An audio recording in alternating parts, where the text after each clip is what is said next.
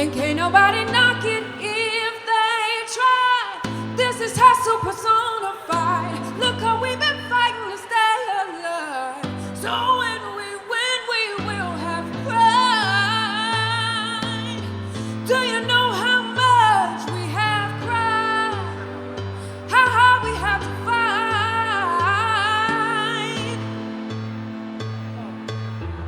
Got all my family by my side. It's back off if I try. That's why.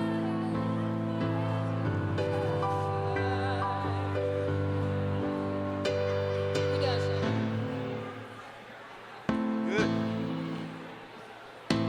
Good. Good. So thank you greatly for coming out to support the honorees tonight and the concept of correcting the narrative about people with criminal records. So my name is Shannon Ross. I'm the executive director of the Community, which is the organization that's putting this on tonight. So I am also the host, so I hope you don't have high hopes about the hosting tonight. Do my best. It's not deserved. All right. Hopefully I don't pass out.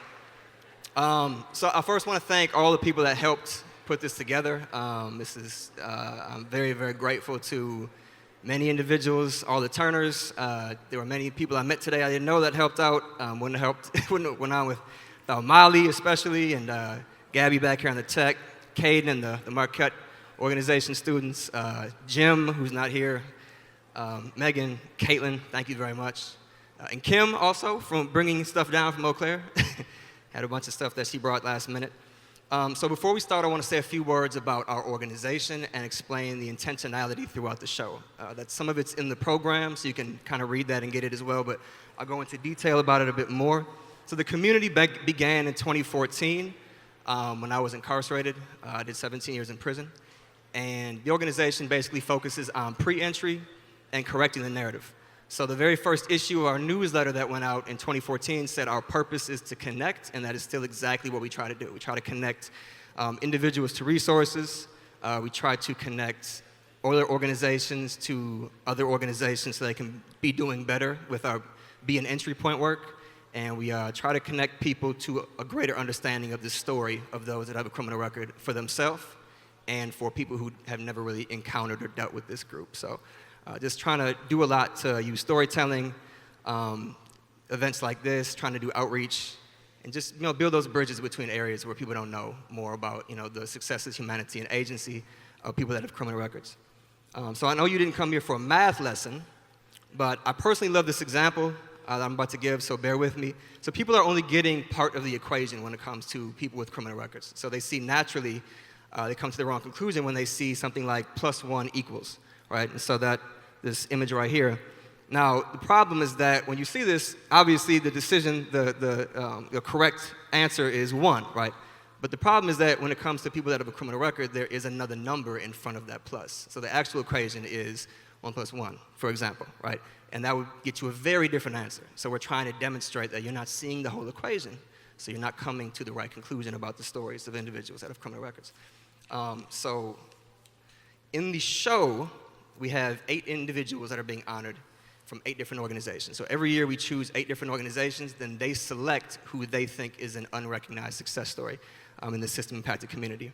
So this award show is doing 2 things in that sense. It's honoring these quieter stories, people that are not maybe as vocal or out there or own a business or are running an organization, but they're quietly doing exactly what we want people to do in society, which is just be good people. Come out, get a job, have a family, and they should be held up as much as anybody else because people are going to see themselves, especially in this demographic, in that story more than others because most people are going to get out and just get a job, have a family, and quietly succeed, and that's what we want to highlight. At the same time, we're highlighting the organizations that do great work and help these individuals. So hopefully, eventually we'll get to a point where you don't have any more organizations to highlight, but so far there's a lot. And so over the years, we'll continue to do that. And also, in the pamphlets that you have in the gift bags that are there, a big part of that is because that's a resource guide for people to use, not only to help individuals that they know that are coming out with resources, but organizations to know that we need to know what we're doing amongst each other a lot better. There's a lot being done, and we tend to step on each other's feet. We tend to not reach out when we could kind of get some feedback about a new program we're doing. And it could be so much easier for everybody if we just really get to know what every other group is doing. So in there are different categories. You can kind of see what's going on, who's doing what. Reach out to them. Just try to get to know what's going on. So that's the purpose of that. Lastly, there are features of the show that I want to point out. And some of this is explained in the program, like I said. So each performer that will come on stage is wearing this sash. And it says, I represent millions. And so the sash was made by a formerly incarcerated owned screen printer in Green Bay. The theme of the night is reflection, and the theme of last year was the lotus flower, because the lotus flower is a flower that comes from a very dark and ugly place. And if you're a swamp lover, please don't cancel me for that. I think it's safe to say swamps are ugly places. And so what we're trying to do is just highlight, different ways of showing that people come from that experience. And so at some point, maybe next year, we'll try to riff it on it and have all 3 themes in one. I don't know what we'll do, so it's not going to keep going, I'm sure. But then we have the pendants, which are on the hallway if you saw them when you came in.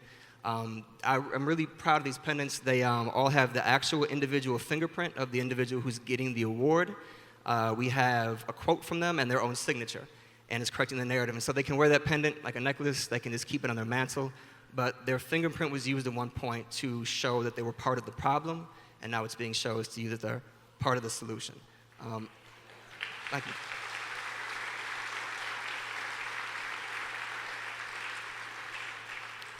Another part of these I Represent Millions thing is that it's not really the sense of a regular award show. So people aren't being put up here because they're better than. They're being up here because they're examples of the millions that we can't honor every time we have one of these, right? So when you see one, each person represents a large number of individuals you will never meet and you have never met, but we're out there quietly, again, succeeding with criminal records and just trying to, make it as best we can. And then the green color that you might see, and some of you who've been incarcerated in the prison system might be wondering, what the hell are you traumatizing us for? It's on purpose. So this idea was taken from a man named Adam Procell, who he started this. This was a thing that he did at an event about a year ago. He made an all-orange prison suit. He actually had this made. Like, he's that crazy. Like, he paid money and had it, like, tailored. So that's what type of person he is. So Adam is a good friend and my favorite punching bag.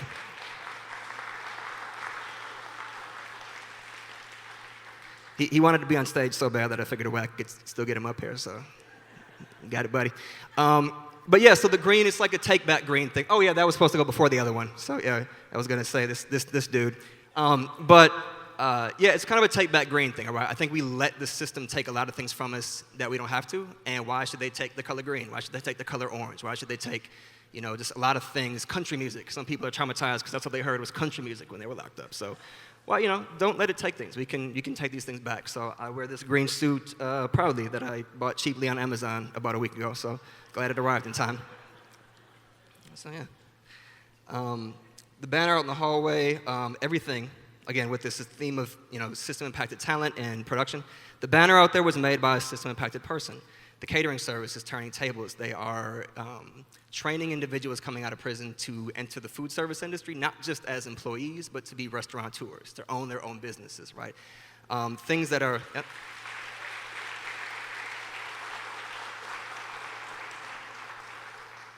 The pendants were made by my old cellie, who runs a very successful CNC shop in Florida. They were designed by his brother, who's also system impacted and is the person that does our website. The decorations, system impacted. The socks that we all have on are system impacted as well. I mean, that's a stretch. But the point is, you see that there's a lot of system impacted talent going on with even the stuff in the room. We have artwork all around that is formerly and currently incarcerated produced. Some of it is for sale, some of it is not. We had a woman who was going to do a live painting tonight. Prayers go out to her and her family. Something happened with her mother traveling down here, so I'm very much not happy about that. But she would have been doing that as well, demonstrating a live artwork. So the last thing I want to mention is the parking. It was free, and it is free, but it's 4 blocks away. The shuttle service we had, it's a guy who got out the exact same day as me. He hasn't had one physical health issue, and today he cracked his knee. So that's just how things go. So we were not able to have the shuttle service. So I apologize for that. Before I introduce the first person, the last thing I want to touch on is you all have in the bags a mirror. So I want you to think of something for a group project we're doing tonight. So each of you has this mirror to write on it with the markers that are at your table. You have to shake them up, just take your time. It's nothing urgent you have to do. We're gonna collect them at intermission. But if you can write on there what you would have told your younger self, what you would have needed to hear when you were younger. And that's gonna be given to youth who are in situations where they need that, type of information, that type of advice. So again, take your time, you got the whole night, but them being able to see themselves in the words, basically, in those mirrors is the goal there. So it got pretty ruffly in here. Apparently nobody had looked in that bag until now. That's pretty funny. Okay. On the mirror side, write it on the mirror side. You want them to see themselves in the words. That's the theme of it there. Yep. So awesome. Okay. Well, I think. So we are going to go into the first non-me talking person of the night. The next person is a guest from Washington, D.C. So in our work in creating a justice system more worthy of that name, we're constantly, countering resistance and adversarial personalities. I feel that we forget a lot about the crime survivors, right? It can't be a thing where we're just boosting up people that committed crimes and trying to get sympathy for us. There are very bad things that we did, usually, right? There's people that are hurt, and so we need to honor people that are on that side of it and showcase the fact that they also are not happy with or healing from this system. It doesn't benefit anybody. So we have a woman here tonight who's going to speak to that and a bit about her story, and as much as she wants to share about the power of her, coming out on her experiences. And so Tanisha Merton is multifaceted. She's an author, a speaker, a human trafficking and domestic violence survivor, a workshop facilitator, and life coach. She is the founder of Unique Stories, Inc., LLC, program director of The Wire, Women Involved in Reentry Efforts, co-chair of the Commission on Reentry and Returning Citizen Affairs, and a member of the National Council of Incarcerated and Formerly Incarcerated Women and Girls. So I bring you Tanisha Merton, and I will stop talking. Thank you very much, everybody. Very much appreciate it.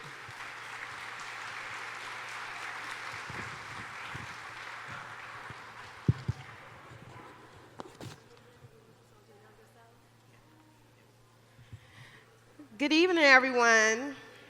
Y'all are so beautiful out there. So when I was sitting in the back and I was hearing him ask you guys a question, what would you tell your younger self?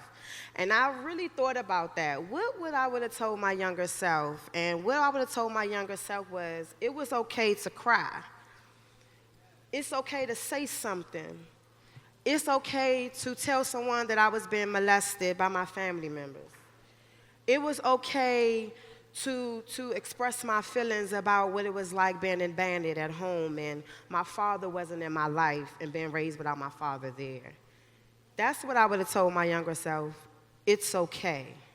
It's okay to be loved. It's okay to cry. And I keep saying cry because for so many years I did not cry. For so many years I held a lot of things in because I was afraid of what everybody else would look at me. For so many years, I ran from who I was becoming and who and what my purpose was. For so many years, I have done that. As a human trafficker survivor, a domestic violence survivor, being molested, being raped, running away from home, getting kicked out of school, fighting my way through life because I was afraid to talk about and express my feelings because I was told what goes on in my house stays in my house. All those things led me into the streets, drinking and smoking and fighting and being in broken relationships that I thought that loved me, but in reality is he didn't love me. He loved the idea of what I can do for him. So all that led me into being incarcerated. But what I can say is that incarcerated is not for everybody, but for me, through my experience of being incarcerated, it actually saved my life. Because while I was in there, I got to identify and address a lot of those childhood trauma that I was experiencing. But while I was in there, I also seen a lot of women like myself who experienced things that I was experiencing. So I took the time and sat in a room and I kept asking God, who am I? What is my purpose? What I'm called to do? And everything that kept coming to me was, you experience so much, and you have a lot of these women in here experience exactly what you experience. Now I need you to be the voices for my sisters, my young sisters. So I was blessed enough to sit there and work on myself and tell myself I have to be hungry. I have to have more. I want more. Everybody thought that, family thought that I was going to come back out and go right back in prison because that's what I was used to. They was used to seeing me going in and out of those walls. They was used to seeing me being in a psychiatric institution, group homes, through the foster care system, through the juvenile detention center. They was used to me seeing me doing that so much where they thought this time around she going to go right back. She going to go back to what she know. But I proved them wrong. I proved them wrong and came home.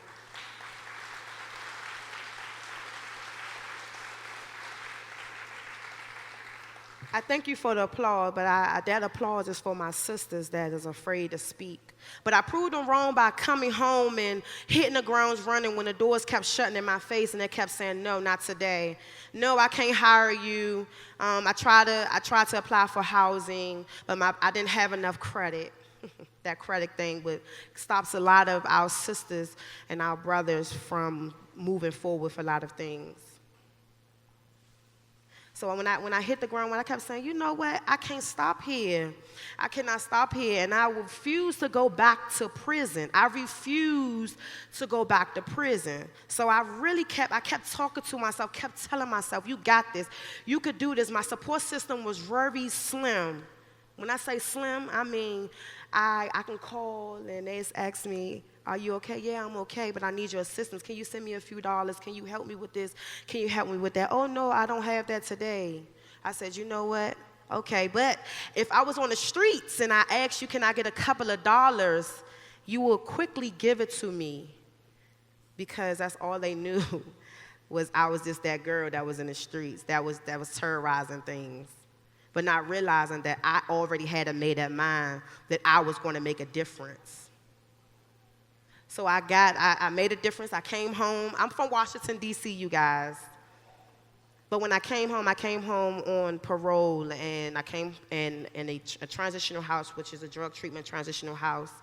And I said, no, this is not for me. We need transitional houses for people that whatever their experience are, whatever they are going through, they need to be placed there. Not just place me somewhere just to say, oh, I place you there, because that really wasn't my issue. Drug treatment was really not my issue. My issues was childhood trauma. My issues was mental health. That was my main issue. Going through PTSD, that was my issue.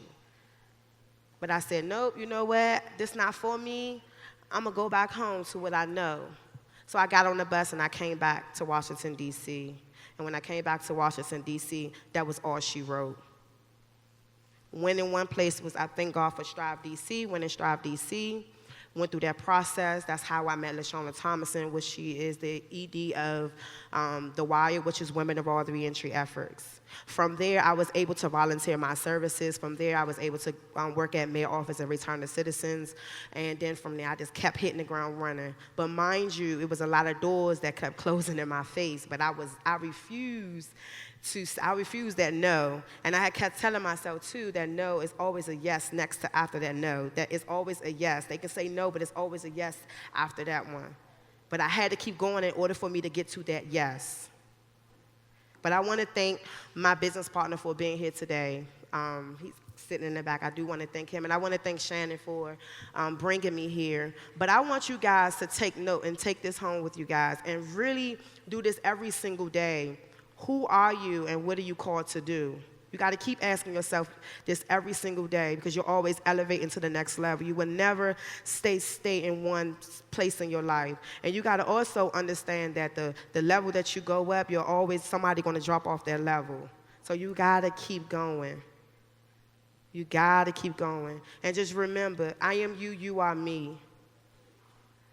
And that's all I have to say. Thank you for having me.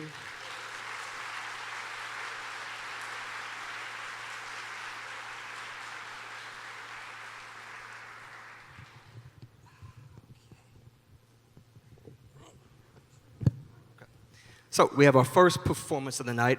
She was warming up as people came in. Just Becca is an artivist, which is an activist and artist together. So she is accompanied by Aaliyah, and I'm very happy to have her here tonight.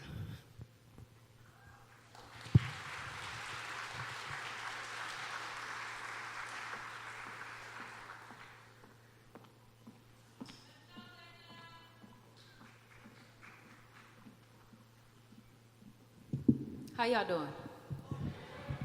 Y'all look good.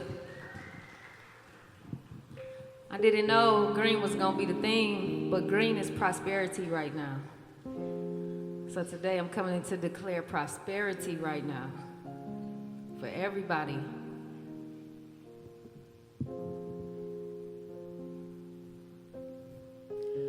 You had me like the finished chains, thought that I'd be gone forever, but you should've known I wouldn't be down for too long. I'm coming out, yeah.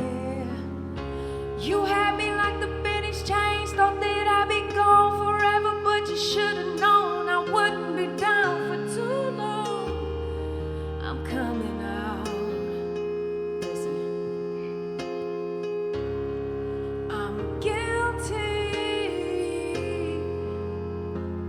But I still have hope for redemption, yeah. Lord have mercy. These animals treat me as less than human, yeah, yeah. They want an eye for an eye, a tooth for a tooth. Well, let's just all walk around blind and forget trying to chew. Cause I know it's already hard to digest that you're guilty too. Guilty.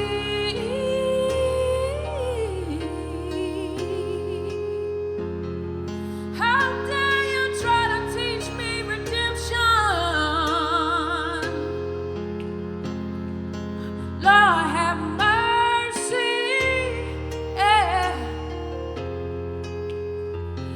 Don't they know that we are your children? Yeah, yeah. Listen, you had me like the finished chains, thought that I'd be gone forever, but you should've known I wouldn't be down for too long. I'm coming out, yeah. You had me like the finished chains, thought that I'd be gone forever, but you should've known I wouldn't be down for too long. I'm coming out. I'm guilty. And my accusers don't even know what I've done in private. Lord have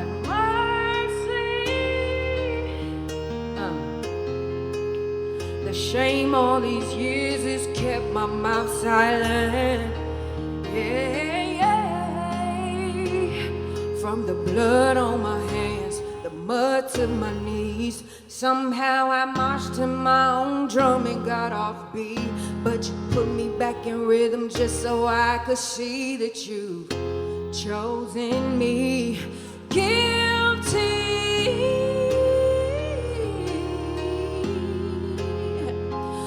You'll be judged by the measure you judge me, yeah. Listen, and you'll need mercy.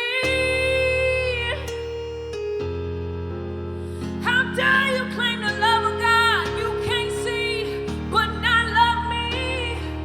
Yeah, yeah. You had me like the finished chains, thought that I'd be gone forever, but you should've known I wouldn't be down for too long. I'm coming out. You had me like the pennies chains, thought that I'd be gone forever, but you should've known I wouldn't get down for too long. I'm coming out. Say, I'm coming out. I'm coming home. You've got my body, my mind is my own, so I'm coming out. Is anybody coming out of something today? Cause I'm already out, yeah. I'm coming out, I'm coming home. You got my body, but my mind is my own, so I'm coming out.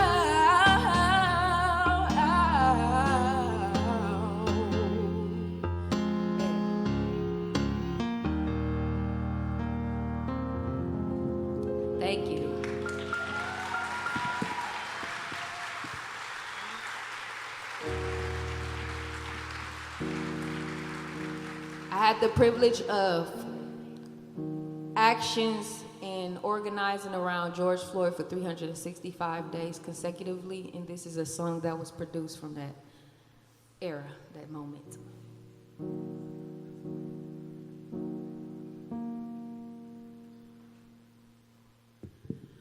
Too lazy to find a suitable tree.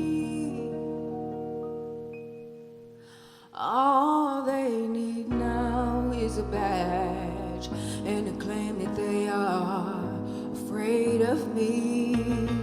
Too privileged to tie a noose. All they gotta do is be a white extreme. Look at what this crop produced. It grew legs and decided to run. Fleeing is the only way to freedom, or ride it by the holes of a gun. Strange fruit, change the laws, or the laws will change me. I'm not begging cause I'm not afraid to die, cause I believe, and I'm certain this is the last chance for change. Oh, yes it is. Give it to us, cause we've already decided to take no more strange fruit. Tell your nana, nana, now they just use their knees. They still don't care if we beg and plead. Tell her the news report says, oh, I cannot breathe. They go home after they smitten us. They get promoted after they've bitten us. Strange food, change the laws, or the laws will change me. I'm not begging cause I'm not afraid to die, cause I believe, oh, and I'm certain this is the last chance for change. Oh, yes it is. Give it to us, cause we've already decided to take no more strange fruit. La da da da da da da. Oh, la da da da da da da. Oh, is this the way you love me, baby? Yeah.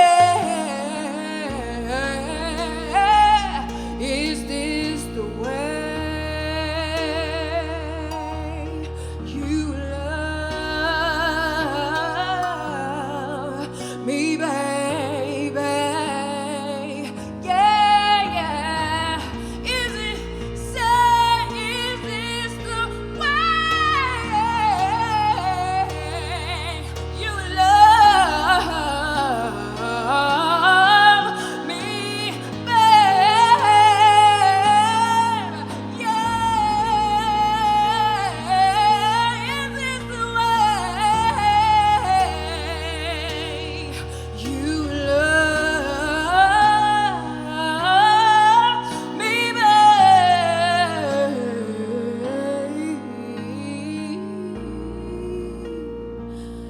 No more strange fruit.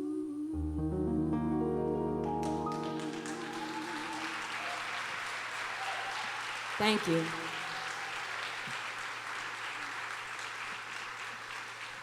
I also would like to invite you all to National Voter Registration Day at the Sherman Phoenix. It will be on September 20th, and if you want to partner with this registration, with this action, please come and talk to me or speak to Shannon, and he can connect us, and you all can help or volunteer. We want to get as many people registered to vote as we can. And we also have a campaign going on right now, My Voice, Your Vote, for people who are on probation and parole who cannot vote. We go out and get 5 more people that can be their voice for them. Thank you.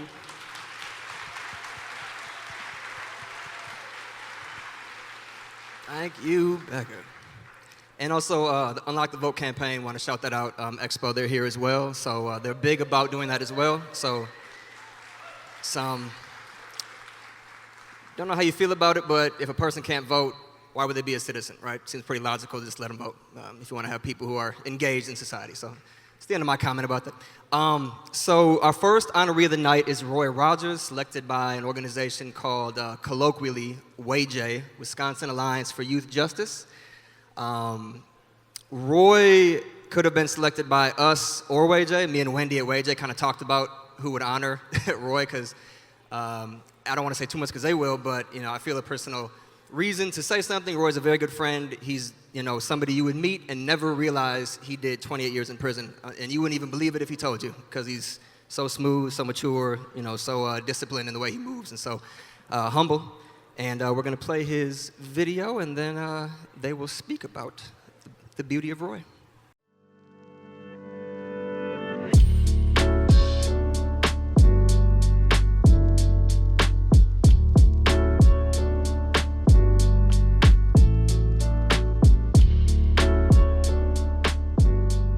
I've had the opportunity to start an organization, a nonprofit called the Onesimus Group Milwaukee, which is an advocacy group that's designed to help those who are incarcerated on their way home and those who are still in, to help them to cultivate their spirituality, provide them with educational resources and connections to those in the community in which they are returning to.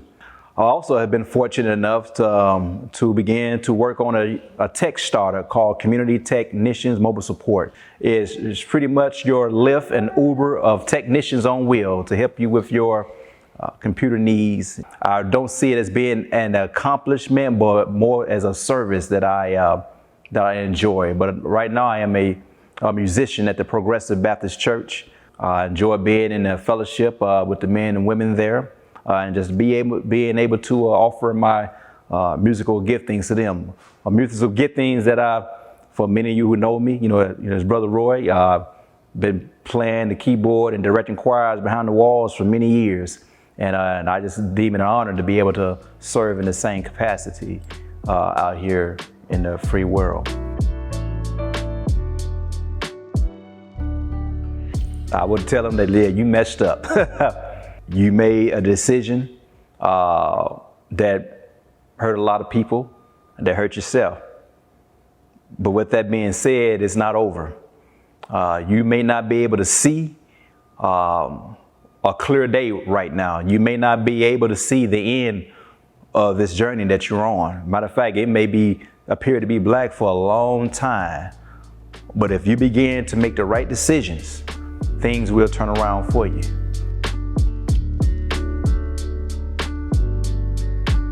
So when we're talking about correcting that narrative, we're talking about correcting that false story that they have been telling themselves, that the media may been telling them, or even their families and friends may embrace the same storyline. But the corrected story is most men and women who are getting out of the prison system, they building families. They are the founders of various organizations across Milwaukee. They're helping to curb violence in the city. These are people that you see at your local grocery market. These are people that you see just doing everyday services for the community. That's the real story right there. That's the story of those who have criminal records. And we, in correcting the narrative, we believe in celebrating those successes. We believe in highlighting those stories, because those stories are the ones that are not being told. And so we encourage everyone to correct the false stories that they may have heard or that they may be telling themselves about people with criminal records.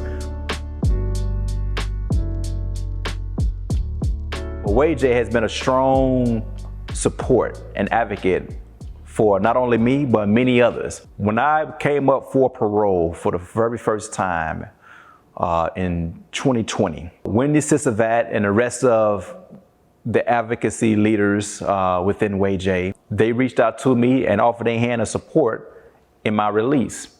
Why did they do so? Well, I myself am a juvenile lifer. I was sentenced to prison at the age of 16 to a life term. And WayJ began to advocate on my behalf by writing to the parole commissioner, pleading with him and expressing to him the need to allow me to be released, which is, if most people know, that's unheard of at that time. And within another year, I was at home with my family. And just a personal note to WayJ, thank you. I wouldn't be here right now saying the things that I'm saying right now if you didn't love me enough, if you didn't care enough for me. But you did.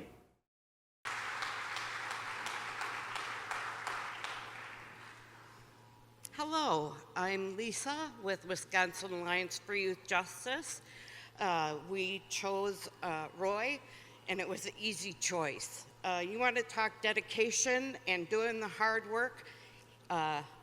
One Saturday at 7:30 at night, I get a phone call from him saying, "Can you call this person really quick?" "Yes, I'll call." I thought he meant on Monday. No, he meant that night. So he got us in touch with a very influential person in the Department of Administration in the city of Milwaukee. So we're happy to have that connection. Roy has been an inspiration to us. We as a group, we're the grassroots group advocating for juvenile lifers. Roy will tell you he's been out a little over a year, and he spent 28 years incarcerated for something he did as a child. And if children can't get redemption, I don't know who can. So, come on up, Roy.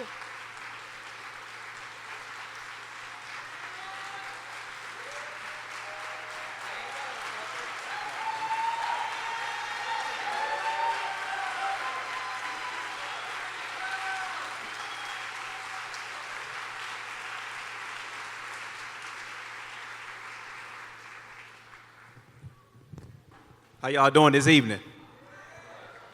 You know, this is a great honor just to be able to be in this room full of some great, wonderful, and beautiful people. You know, I asked them to turn on some light. I said, y'all know I'm black up here. I need some light.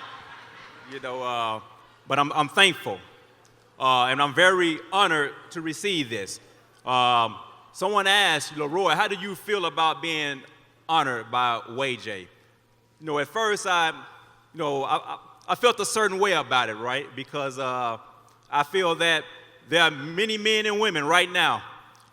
There was juveniles and then sentenced to life terms and extreme sentences who are deserving of this honor as well.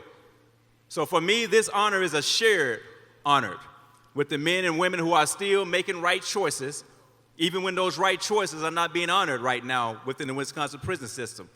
They still choose to do right, even though they cannot see an out date. I receive this honor on their behalf as well. For many, many years, oh yeah, it's all right to celebrate. We amongst family and friends in here this evening. As I stand up here right now, I can't help but think about, many men, men like Andre Bridges, men like Darnell Hines, Michael Maldonado, who are right now could be standing here with us, should be standing here with us, should be dining and breaking bread with us. But right now, the way our laws are set up, they don't have that opportunity. This is what WayJ is about. Many years ago, me and a man by the name of Andre Bridges, we began to raise our voices about second chances for juvenile lifers, second chances for juveniles who had extreme sentences. We wrote any and everybody who would listen. Judges, lawyers, different politicians. For many years, we may have received maybe a couple letters. And so we got discouraged. You know, we began to grow weary in raising our voice. But then one day, we got a letter in the mail from an organization called WAJ, and they began to explain how they were beginning to advocate on the behalf of those with life without parole sentences, those who had extreme sentences. Now, when I got that letter, I'm gonna be honest with you, I went to the courtyard and I cried because for the first time in Wisconsin, we had an organization, a group of people, loving women, mothers, aunties, who was willing to stand in the gap for people like us. You see, in the state of Wisconsin, you had many organizations that was about juvenile justice. They was about the real big picture. But you had no group in Wisconsin that was focused on juvenile lifers who are now maybe 40 years old and 50 years old. We was the forgotten group. But WAJ chose to remember us. And so when I got that letter, I was motivated. When Andre got his letter, he was motivated. When Donnell got his letter, he was motivated because for the first time, somebody was going to amplify our voices. And so what happened after that?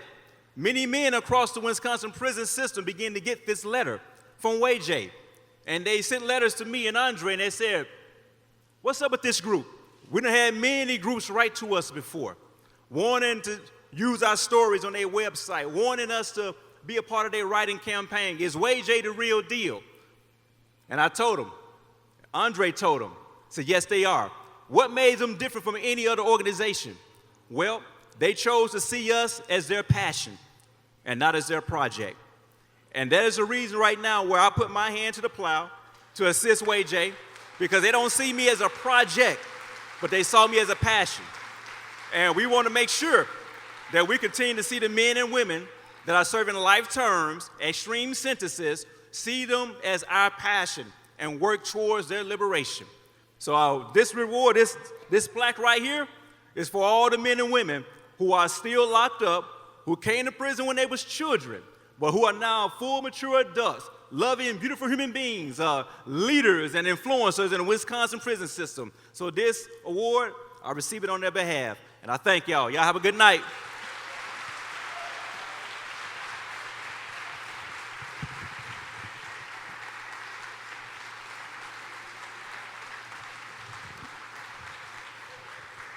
All right. Roy got his 10 cents in on that one.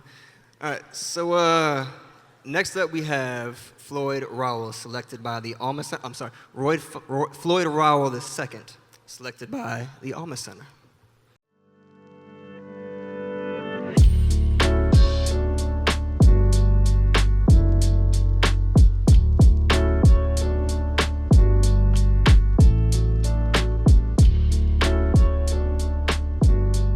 A big part of my life, I focused on breaking the cycle. And the reason why I focused on breaking the cycle is because I didn't want the same, thing that I've been through, my son to go through the same thing. I mean, I don't carry this around everywhere I go. Like, who would do that? That's just crazy. Right? And a huge piece of breaking that cycle is this right here, the picture of my son graduating from high school. He graduated from the same school that I was kicked out of. And I was kicked out of that school, kicked out. And to see now, years later with me breaking the cycle, my son graduating from that school, it's like a warm, humbling, peaceful feeling inside, like, yeah, we did that. To see my last name get announced and my son come walking across the stage and get his diploma, it was just like, it was just beyond satisfying for me. People can love you just the way you are. Right? And in my urban healer way of saying it too, if you can't be yourself, don't be nothing at all. I know that's what I needed back then.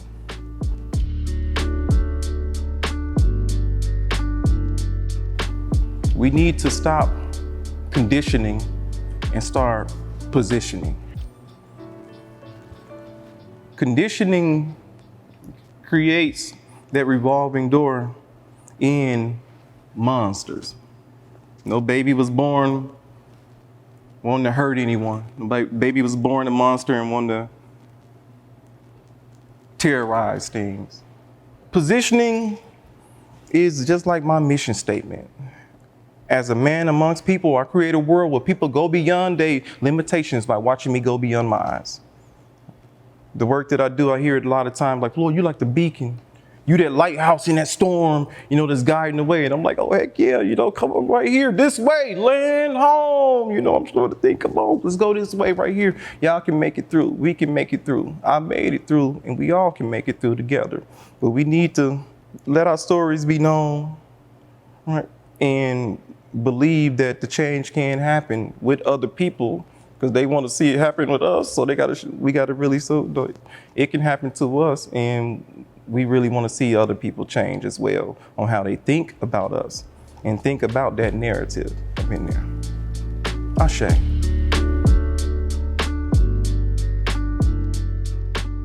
And LeBron James said it like this before. He said, when they see me, they think I am, like this is what made me who I am right here. What they do not see is the 25 people behind me, all these ones behind him that make him who he is. With the Alma Center, that is 100% what we is like that. Like all of these ones behind me that's gonna hold me accountable. So just gonna tell me when I'm messing up, like, okay, Floyd, get it back together now. You have your things to deal with. We all do, right? We all are work in progress, right? And we all trying to be our better selves, our greatest part that we can bring out to the world. The Alma Center has been a great part of my village in my life, with helping me with my transformational work, helping me with my goals. And we are not just a center, no, we're a lifestyle. We're a lifestyle. Hello, everybody. I'm so sure that Shannon told me that I had to do this. So positive of that, but somehow it went whoosh right over my head, and now I'm up here, and it's really hard. Because all I want to do is weep because, oh my God, because of Floyd, because that is,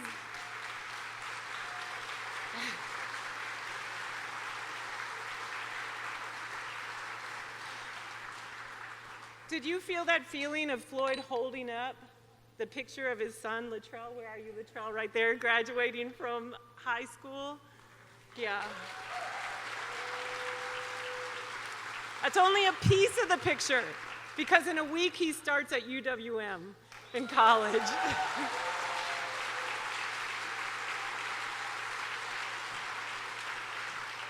But that's the same feeling that I have right now. We met in 2008. Floyd was mandated to come to our program, which is crazy, because we would have hunted all over Milwaukee to find him to come. And he walked, you know how when you meet people, at this time it felt like it was rare at that time, when you meet people and you're like, wow, this person's a genius. They're brilliant, and they're present with all of this joy in the world, and all of this laughter, and all of this curiosity, and all of this genius. And that's my, I can remember it as though it happened yesterday, the meeting of Floyd. He was sitting in the front row of his orientation. He's like, what about this? What about this? What about this? All these questions, and you heard him say that he didn't get kicked out of high school. Is that what you said, Floyd?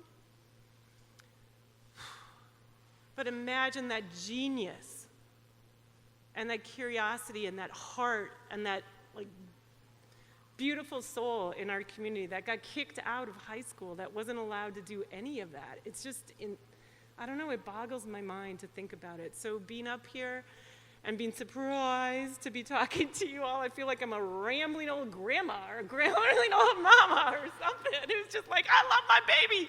I just love him. I just love him. Because that's what's real. And everybody there who's at the Alma Center table, I love all of you, and you know that we love Floyd. We met Latrell at 5 or 6, right? James, 5 or 6, and we called him Speedy. Speedy, because he just raced around with everybody and was just this little guy, and now every time we see him, he's like bigger and taller and wiser and ready to just change the world and change our community. And that's because he has Floyd as his father. That's the truth of it, because he has a model in doing that for our community. And I'm so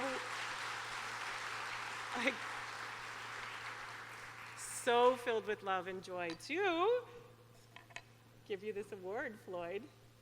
It is Correcting the Narrative Award. See what I mean about the grandmother? Yes.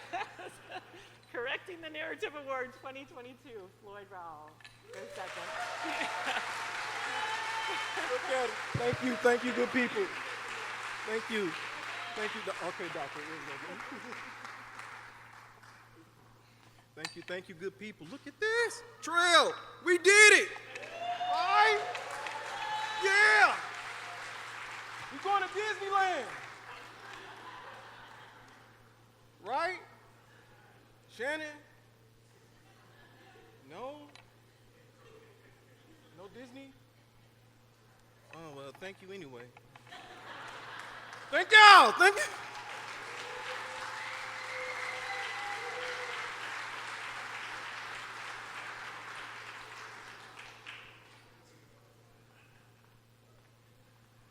And for our next wonderful performer, Jesse Freeword.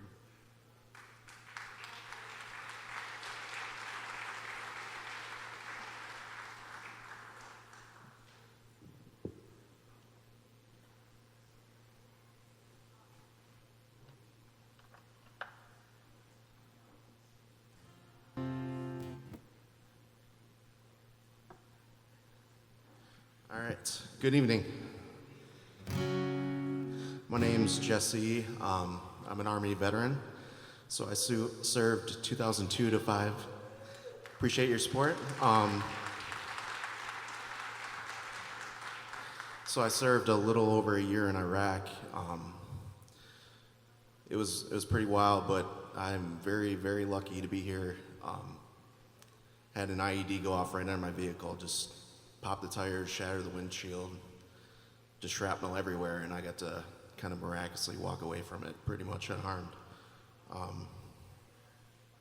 It led to me kind of developing some mental health issues after I got out, and that in turn led me to kind of get in trouble. So it was kind of a roller coaster ride from 2007 to 14 until I finally just got a handle on it, like something's wrong here. I need to do something about this. So yeah, in 2014, just had a major episode. Unfortunately, I ran from a cop in a vehicle, and just it led to a lot of problems. And thankfully they saw like my character. This wasn't my normal stance, my normal character, and they let me get a second chance and knock that down to misdemeanor. So I'm very fortunate. I know not everyone is as lucky as me. So this song is kind of about that experience a little bit. It's called Soldier Coming Home. I kind of felt like an actor in my own life. You know, you go through these major issues, and how do you approach your family and friends after something major like that, you know? So this is kind of a little bit about that experience, and then just kind of Iraq in general, so I hope you like it.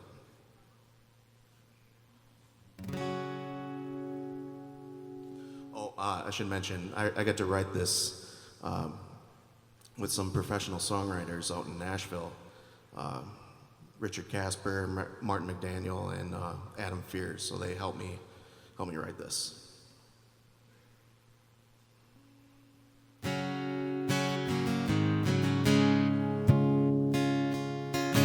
Sun shining on a small town parade. celebrating me coming home today. Told a couple stories for the evening news. Shook a few hands, got a few thank yous.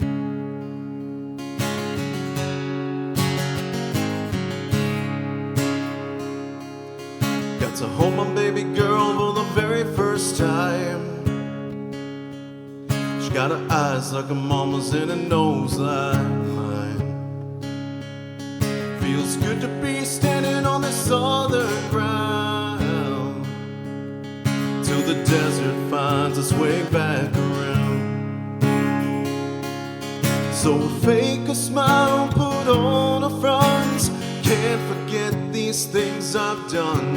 My life has changed for Uncle Sam. This war goes on for who I am. The hell I see just shakes me now. The business end of that 50 cal in a room full of people. I feel alone,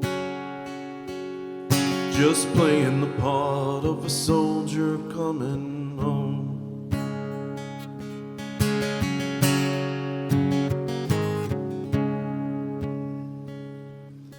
I'm not the man I used to be, but this guy in the mirror still looks like me. It's hard to act like things ain't changed, but I'm the leading role in a make-believe game. So I fake a smile, put on a front. Can't forget these things I've done. My life has changed for Uncle Sam. This war goes on for who I am. The hell I see just shakes me now. The business end of that 50 cal in a room full of people. Feel alone, just playing the part of a soldier coming home. Coming home.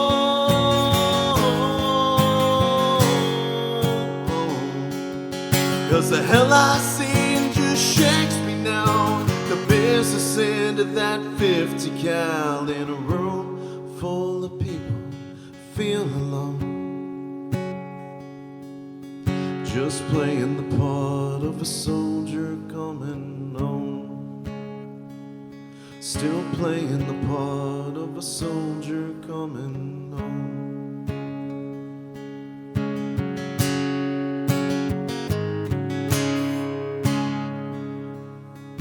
Sun shining on a small town parade,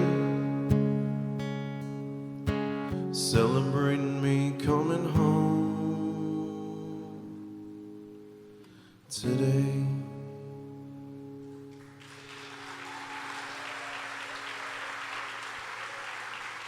All right, the next award is going to go to Cedric Farley from CC We Adapt.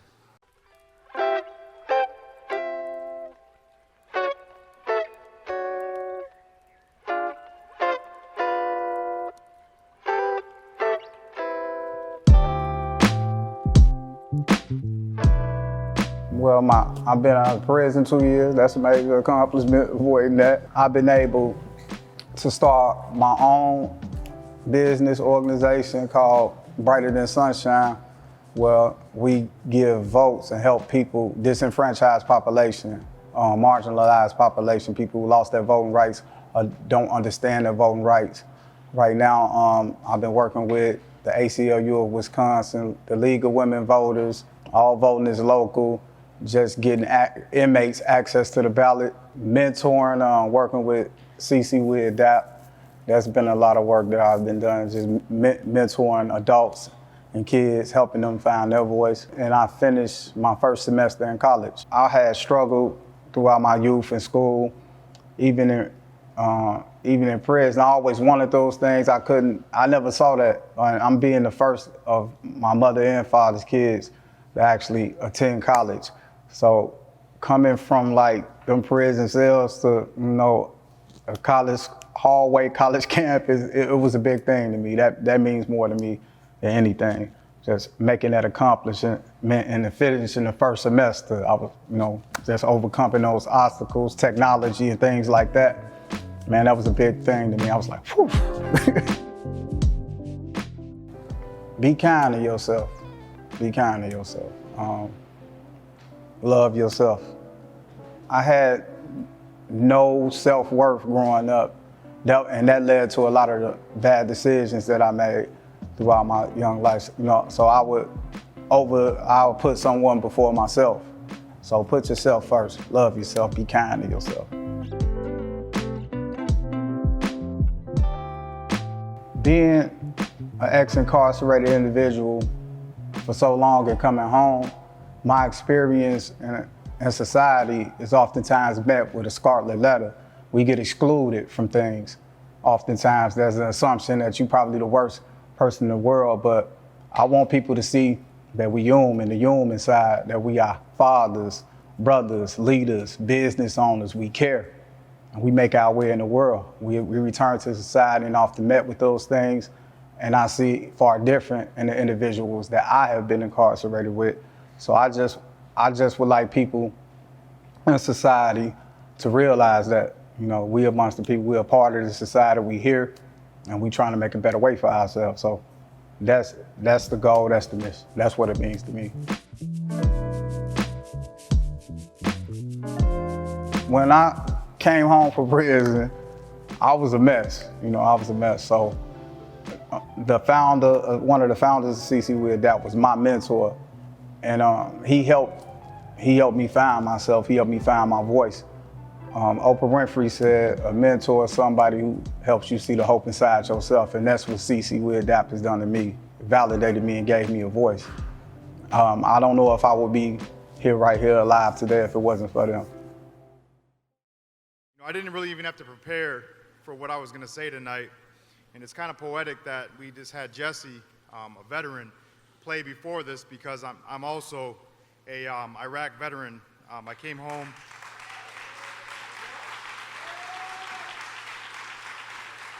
Thank you. I was incarcerated as a juvenile, did 2 tours in Iraq, and then I was incarcerated as an adult. And I think that my reentry into the community was the most difficult coming back from Iraq. There was just a lot of things that I hadn't dealt with that made it very, very difficult to be pro-social, to really fit into any kind of healthy environment.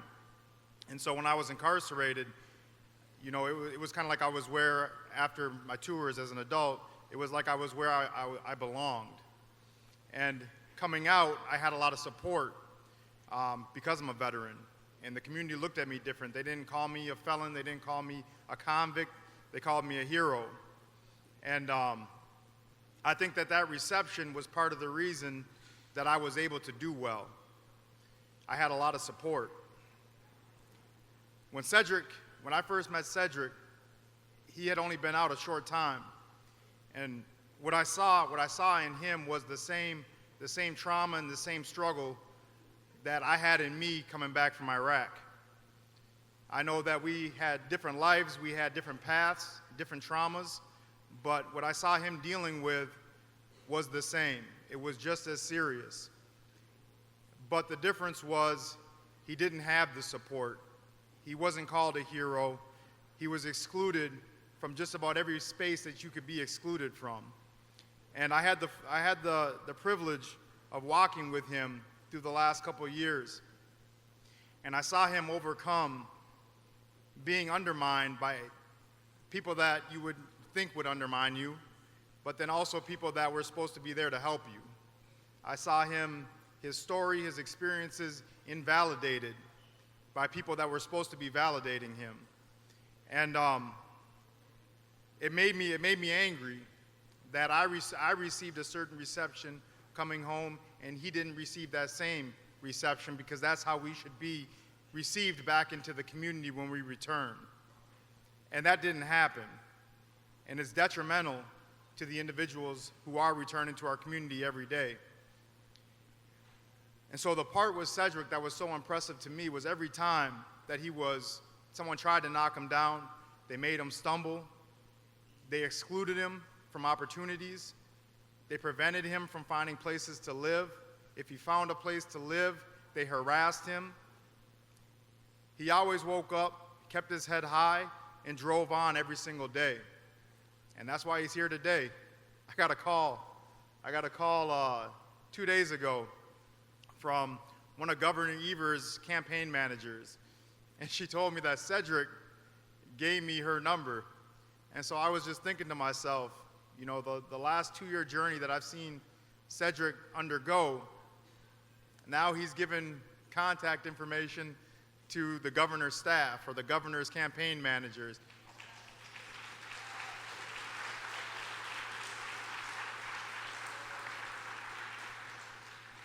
It's a testament to who he is as a person, and it's a testament to the potential and the strength of individuals coming out of incarceration, because we've been carrying a lot our entire lives.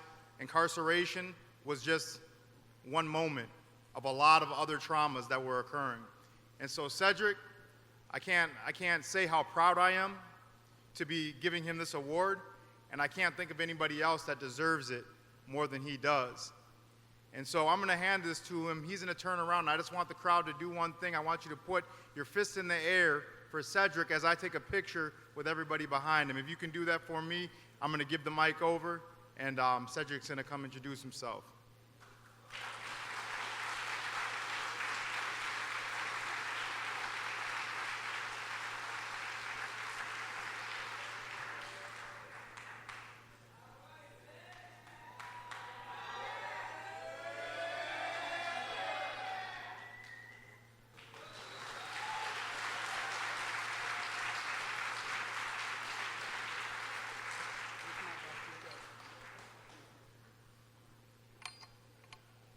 Good evening.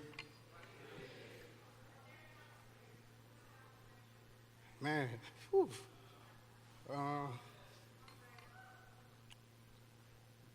2 years ago, I was released after serving 21 years in prison. And I'm the first of my parents' kids to go to college today.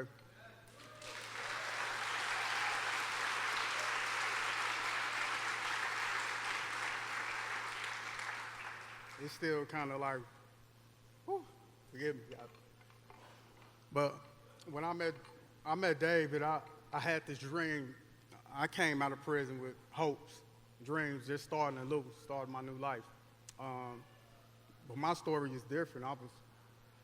I couldn't get a job at DoorDash. They told me this. They left me out. I tried to get jobs in factories. I tried my hardest to find employment.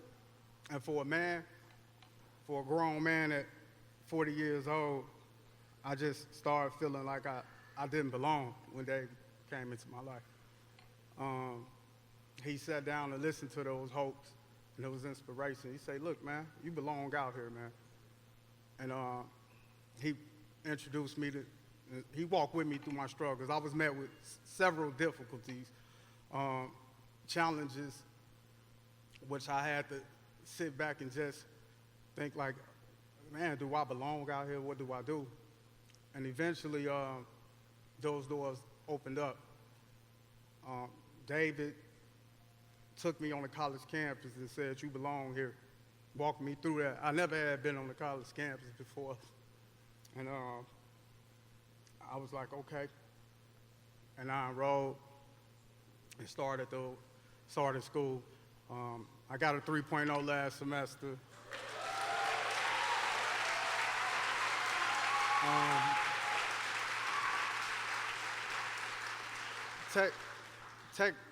Technology, it was different. I had to relearn those things. I became frustrated. David to come get me like, hey, come on, man, let's walk through this computer stuff. But eventually, I started working in circles with the ACLU, the League of Women Voters, things like that. And those same individuals would turn around and call me a good mentor. Like, wow. People from Yale calling me a mentor. And eventually, I refused to let anyone stop me. But the thing that coincides with correcting the narrative is that I was always, my past, no matter what I accomplished or what I did, people kept bringing up my past. Well, you did this, offended this, fell in this. So if someone calls you anything other than those things, how would they treat you? They'll treat you like those same things. So one of the things I had talked to Jerome Diller, the expo, about was the word offender. I was in prison during this time, and I say, hey, man, I'm going to file a complaint on this. Every time I fill out a piece of paper, who am I offending? Who am I offending? When I go on visits with my family, I would turn my ID backwards because it has in bold black words, offended. And he said, brother, we going to fight that. I came home, and during the summer, Jerome Diller called me and said, man, brother, sat down with the secretary, and they changing that word, that language that hurts you so much.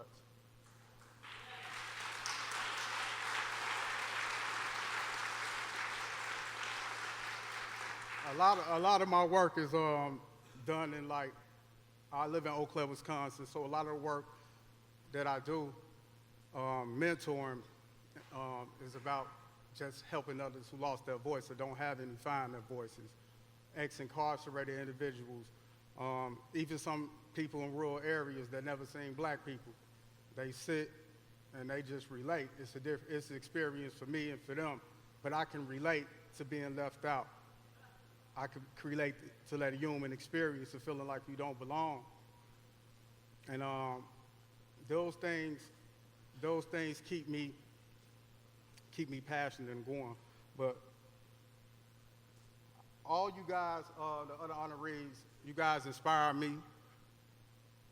Expo, Roy Rogers, people out here Tamara, you guys inspire me. The work that you guys do, I know sometimes that it seems like, man, maybe one day we don't have to correct the narrative. We don't have to do that. And it makes me think of the story of Mao Zedong told about the foolish old man and the two mountains.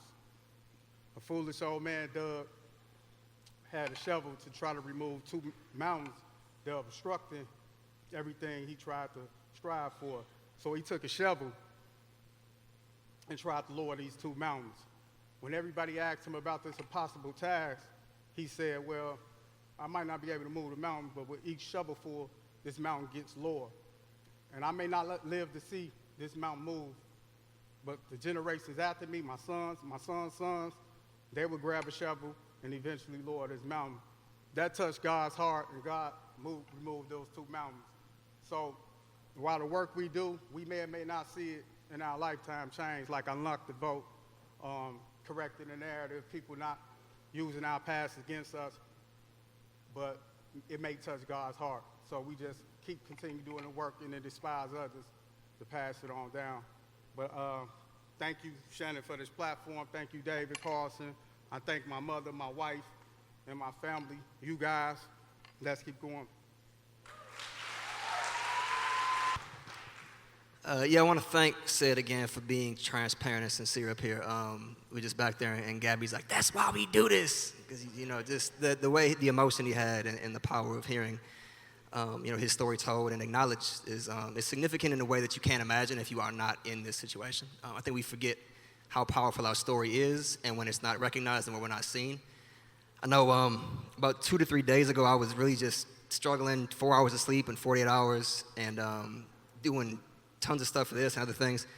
And Kaylee made all the videos, and I hit her up. I was editing them and sending some comments, and I was watching them, and it was like 12 at night. And I'm like, this made me feel good. Like, it reminded me why we do this. So it's good. Also, I want to highlight somebody, I'm not going to point him out, but Fernando Torres.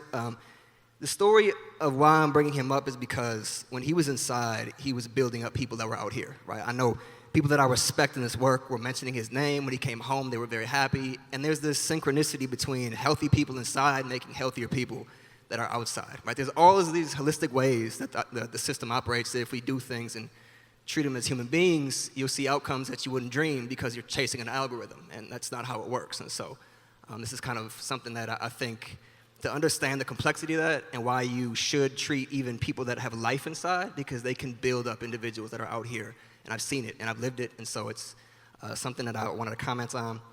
Also, if you can follow us on any social media or subscribe to our YouTube channel, that would be beneficial, because I think we have some good content, and I see 10-year-olds with better subscription followers than us, and it's kind of annoying. So just, you got that QR code right there. Just set up with that. Thank you. So before the intermission, we have the comedic stylings of Brian Green. He is a veteran of comedy, and he is a member of the Comedy Sports locally in Milwaukee. If you haven't checked them out, it's pretty good. So, Brian?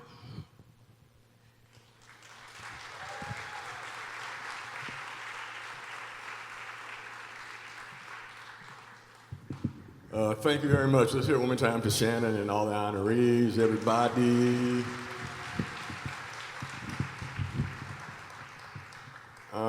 I don't even know where to start with this, because we were talking about the language I might use and whether or not I should keep it clean.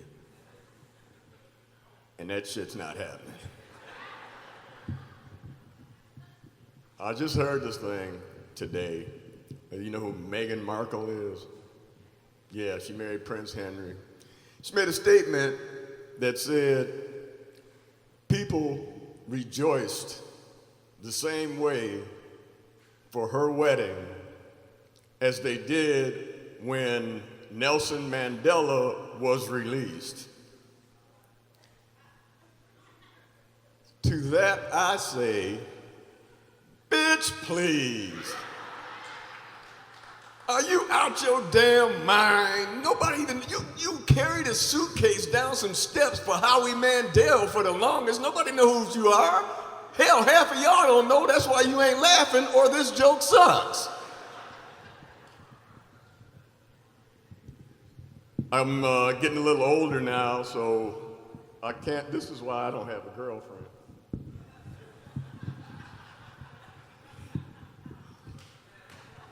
Oh, the hell with it. I'll just raw dog it.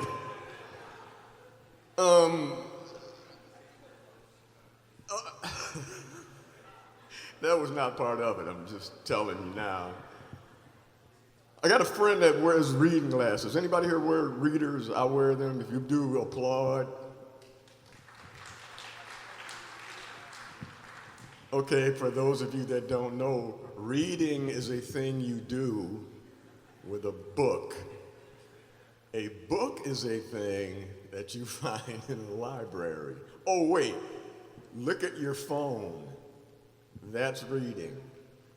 And he has this habit, when he can't see something, he'll do like this with his eye. I mean, I do it from time to time. And one day, we was at work, and he just, Jesus Christ. Did anybody see the movie Nope? Nope. Glad you didn't, because I'm going to sum it up for you. It's a real piece of shit. It was right there in the title. Nope. Don't watch it. Nope. Don't watch it. It was horrible. I can't even tell you how bad it was, because I still don't know what it was that I looked at. I'm still confused. I smoke weed, and I've never been as confused as I have with watching that movie. It's just horrible. I only got y'all for like 8 minutes, and for me, I could have sex twice in that amount of time.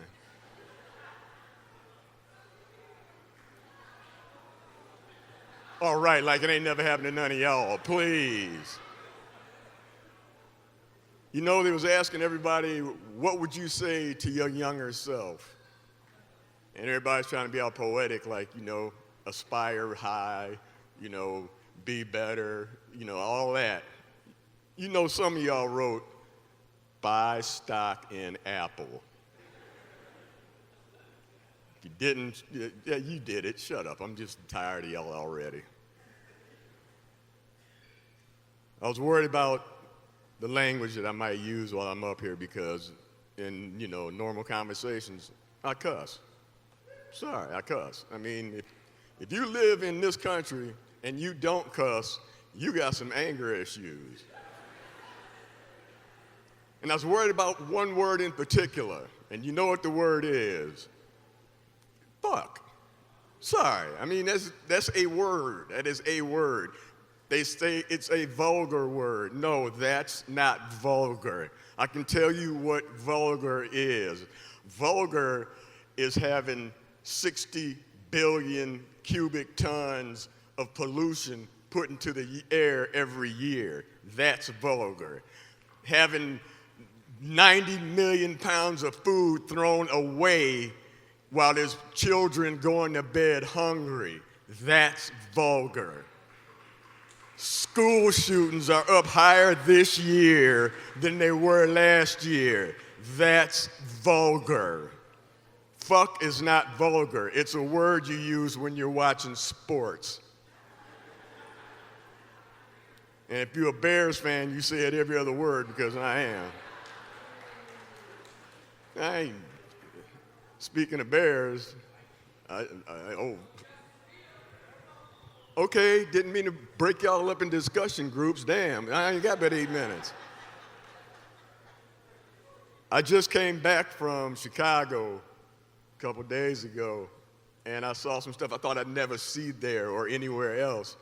They had these big billboards up with marijuana shops on them. And I'm like, I need to stay.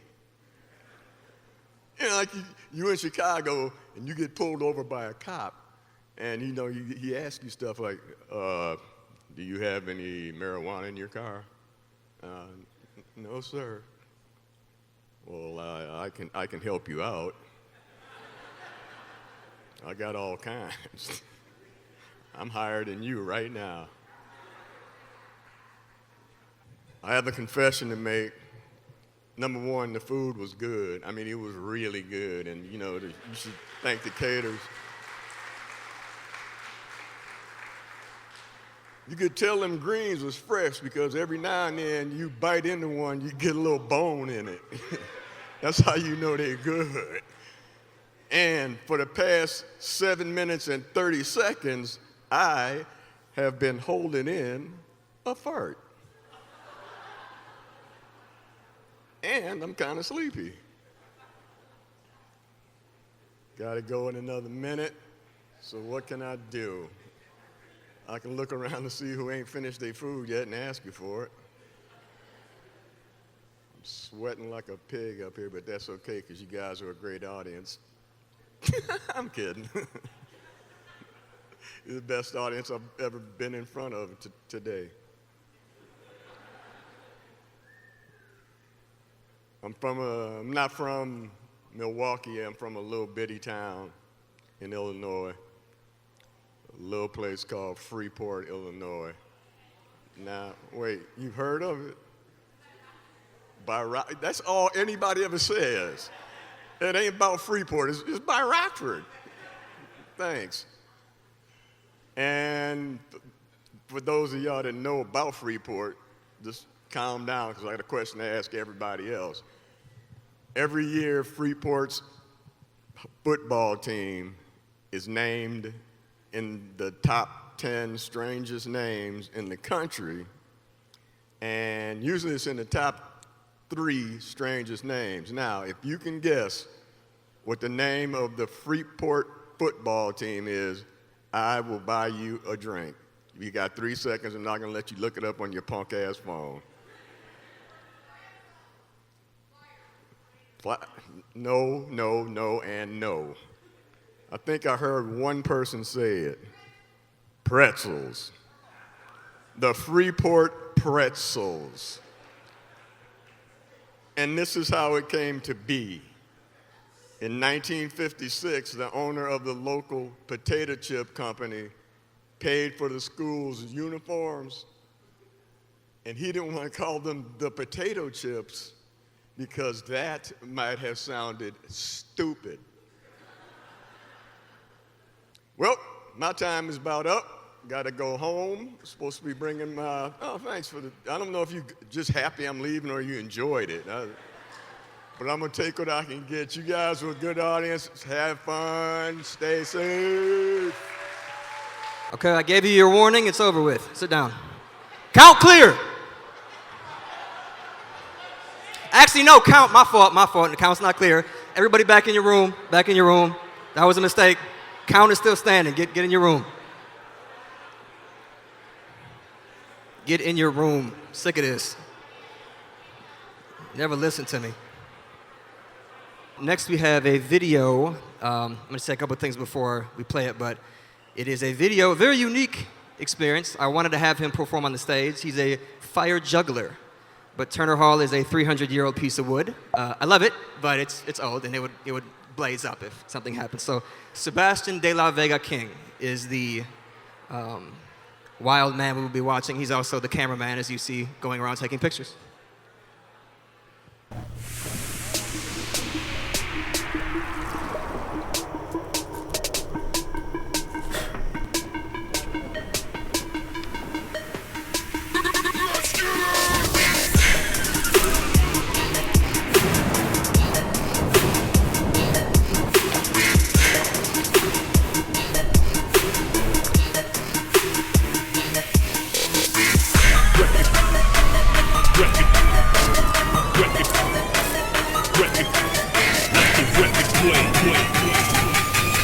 Let the record play and get your head knocking.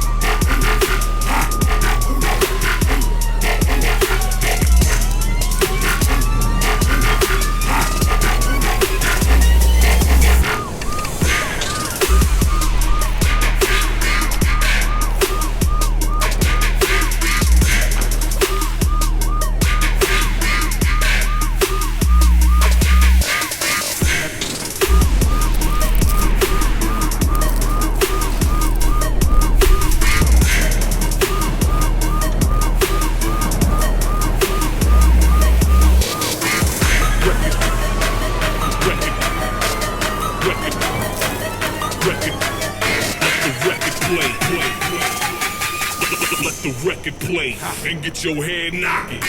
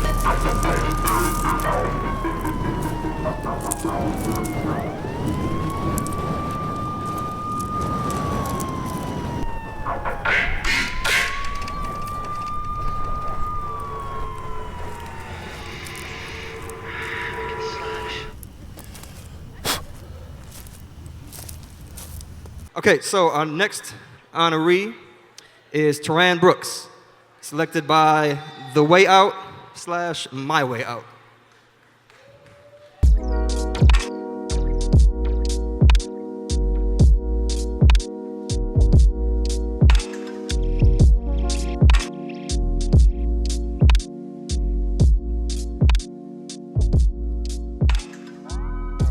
just reconnected with my family, reestablishing those emotional bonds, accomplishments, man. I got a bank account, I got a savings account, I got a business account. I started my own business, my own LLC. Man, I caught a fish a couple days ago. Like, it's like so many different things, man, that I consider accomplishments, man. Just having spent that much time away from my family, I have a greater appreciation for the smaller things.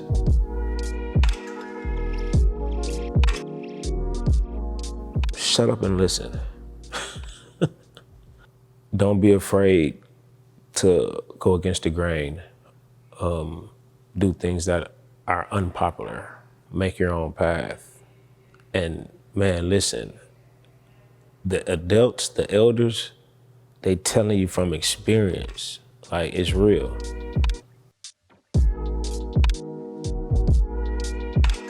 Throughout my whole incarceration, I've run into people who've been amazed by some of the things that I've done because I'm Black or African American. Like, I like to go hunting and fishing. I've been hunting and fishing, camping, and things of that nature. When I step out here or society see us as just like criminals or bad people, I don't think they see the full picture. I don't think they're able to see the potential that lies in me. I made a few bad choices, but that's not the sum total of who I am as an individual. Now, for me, correcting the narrative is I can't take back all the bad things that I've done. All I can do is move forward in a better way and show that I'm no longer that person that I was. My goal is to try to help those young people not take the same path that I took.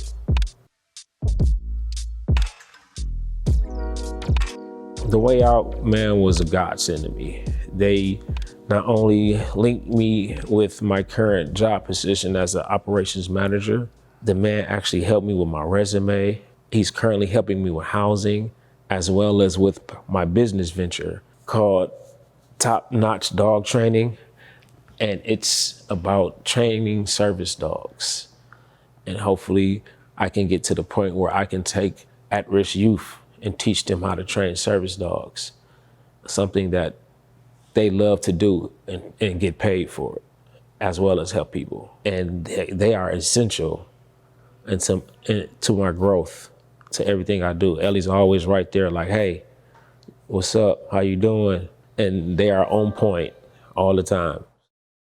It's kind of an honor to be able to sit here up front and talk about Tehran. You know, Tehran is an individual. I still remember when I saw him, Ellie and I were getting ready to leave the event, and we're like, I was telling Eddie, we gotta go to another event. And as we were walking out, Tehran just took the initiative upon him to run up and be like, hey, hold on, I want to talk to you guys. And we're like, well, okay, so we talked to everybody. So Ellie sat down and started talking to Tehran, got to know his story, a little bit about him. And Tehran has like the most amazing story. Ellie wished he could be here today, but sadly, around 2 o'clock this afternoon, he kind of tore his calf muscle. So he's in bed laying right now, medicated. But he did want me to share a couple of words to Tehran, and he says, Tehran is a great example of someone who do not only found a job, but is building a career around his passion for dogs. Tehran has not only found economic success, he has also become an active leader within our justice-involved community and is truly doing his part to correct the narratives. Thank you, Tehran, for positively representing the way out and shining light on the value we can bring to this world after incarceration. Ellie. As I read,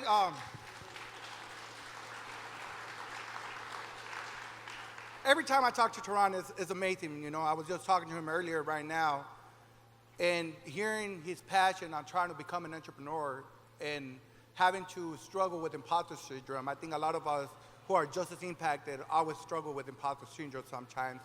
And I think the best advice that I could tell him that I know works for me was letting him know, why not him? Why not every single one of you? Why not? I mean, mistakes don't define who we are, but what we do afterwards. And I always tell Teron, remember that. Our mistakes don't define who we are, but what we're about to do now.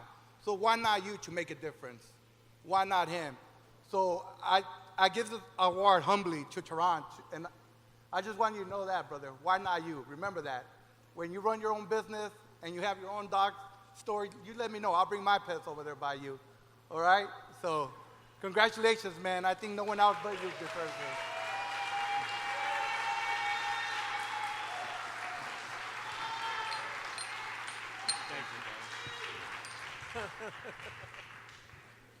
This is awesome. This is awesome. I didn't know that I was going to come up here and be speaking tonight. I thought I was just going to come up here and present an award, but that's not the case. I'm not much of a public speaker, but I will say this. First and foremost, I would like to thank my higher power. Through my higher power, I got through. Secondly, I would like to thank my family, spearheaded by my mother and my sister and my brother. I appreciate y'all. Y'all held me up when I was down. I get kind of emotional because we've been through a lot. When I say we, I mean my whole circle. We've been through a lot. At 17, I was shot 17 times. I was also sentenced to 45 years when I was 17 years old. I did a total of 24 years, 3 months, and 16 days. And when you think of it like that, it's like I grew up in the system, but my structure and my foundation was my home, my family.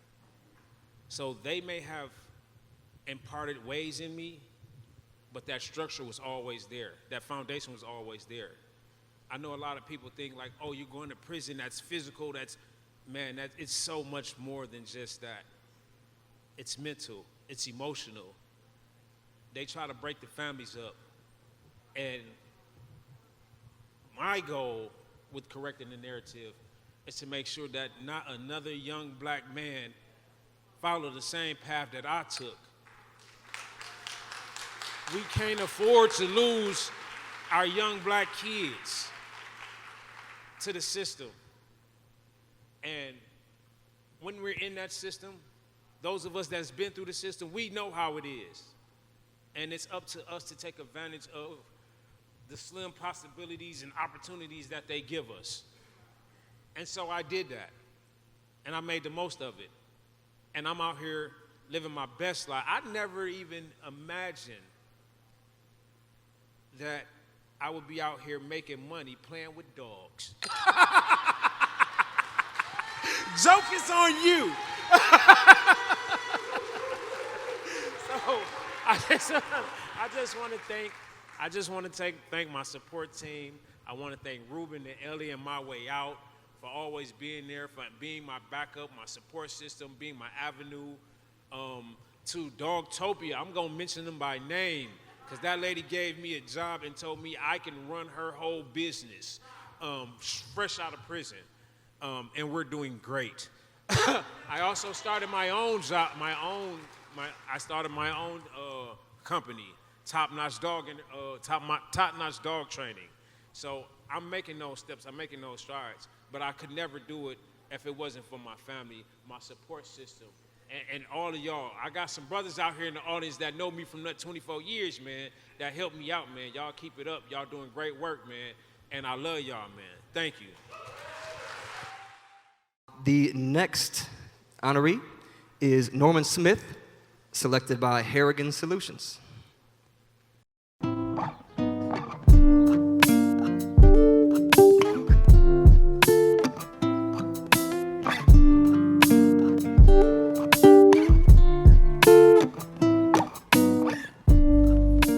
Being stable financially, mentally, getting my high school diploma was a big one.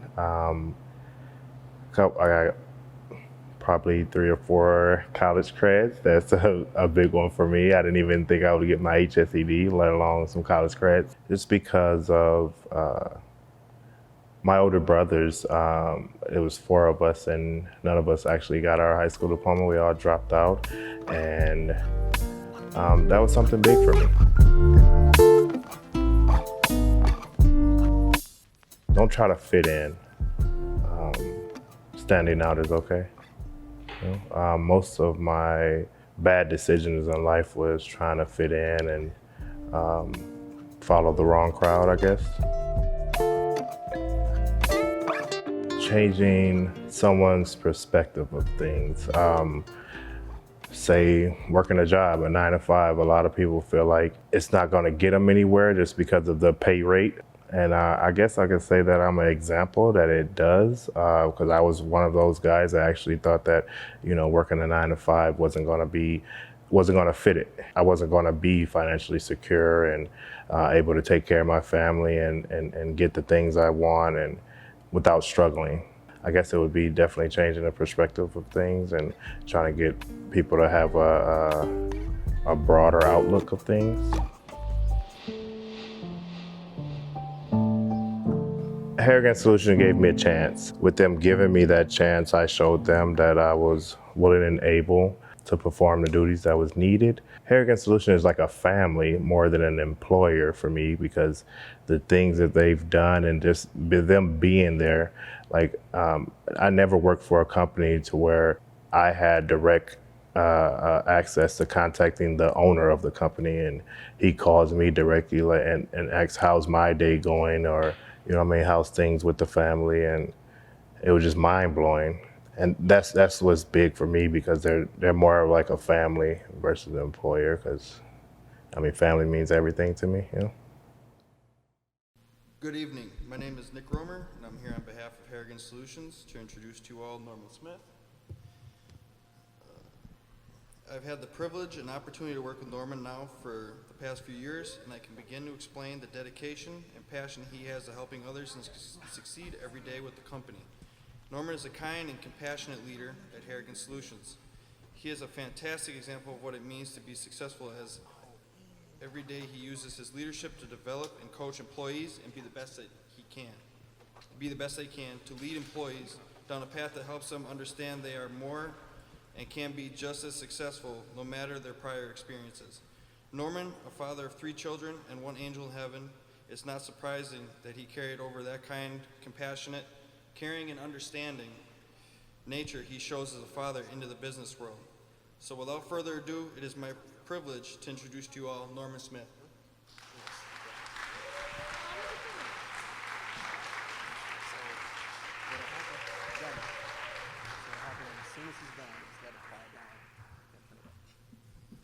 Very nervous. I know everybody's ready to go home, so I'll make it really brief. I just want to thank my family, mom, wife, kids, Hair Against Solution, Shannon, for blessing me with the opportunity. Thank you, guys.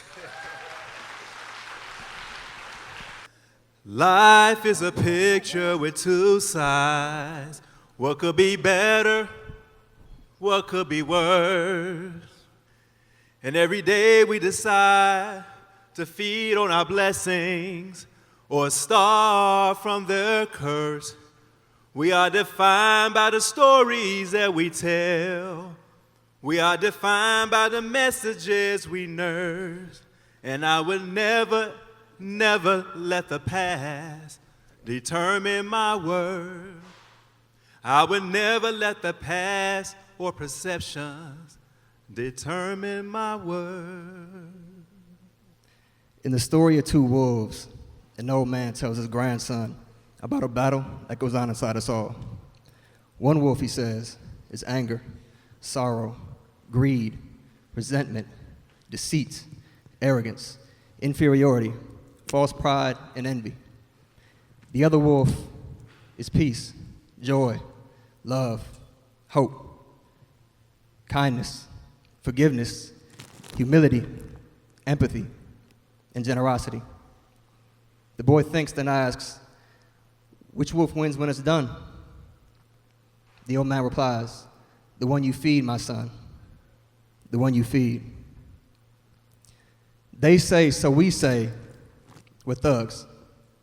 We're crazy. We're criminals. They say, so we say, we're dangerous. We're unstable. We're the crimes we committed. They say, so we say, nonviolent offenders might deserve a second chance, but those bad guys can't get it.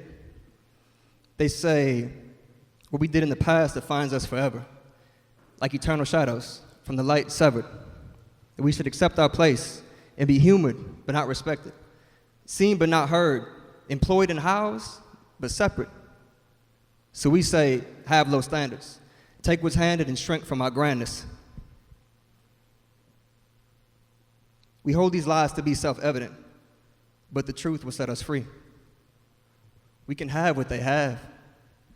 We can be what they don't see. My spirit never could swallow that narrative, so it was imperative that I dove deep into the sea of my arrogance to see where my error stemmed.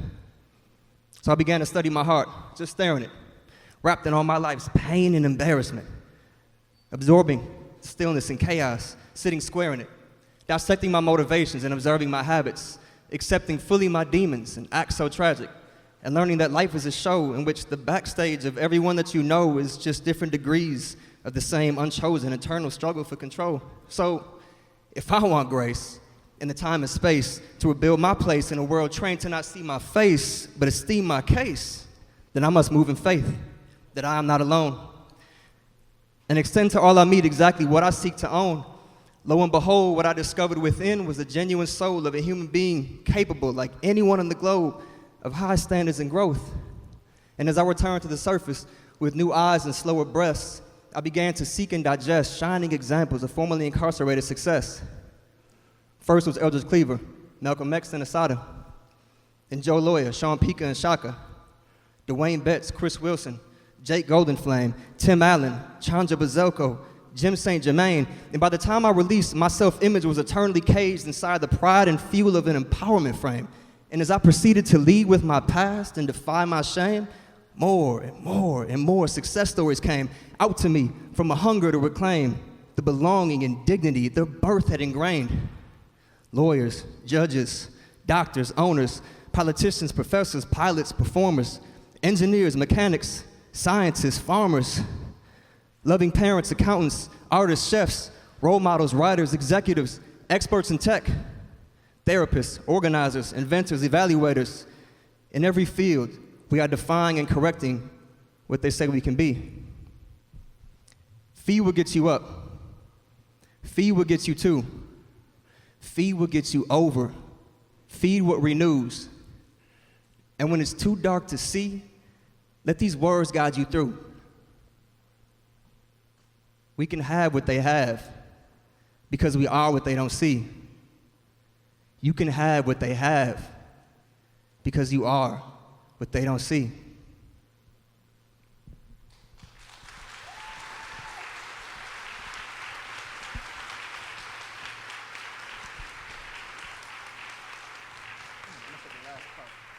So next up we have John Harwell, selected by Project Return. John was not able to make it tonight, so they will give him his pendant later. But for now, I'm going to show the video of John. Oh, before we say that, I also want to say one thing. John is an example of why this is like really something I love, because when we asked him to have pictures for the video, he didn't even have any. Like we've seen that before. People don't even take pictures. They're just doing the work. They're not worried about trying to be out there singing for us. So he was like, I don't have any pictures. I'm like, well, you have a camera. You can just take some. It's 4 months until the show. Still didn't. So busy doing the work.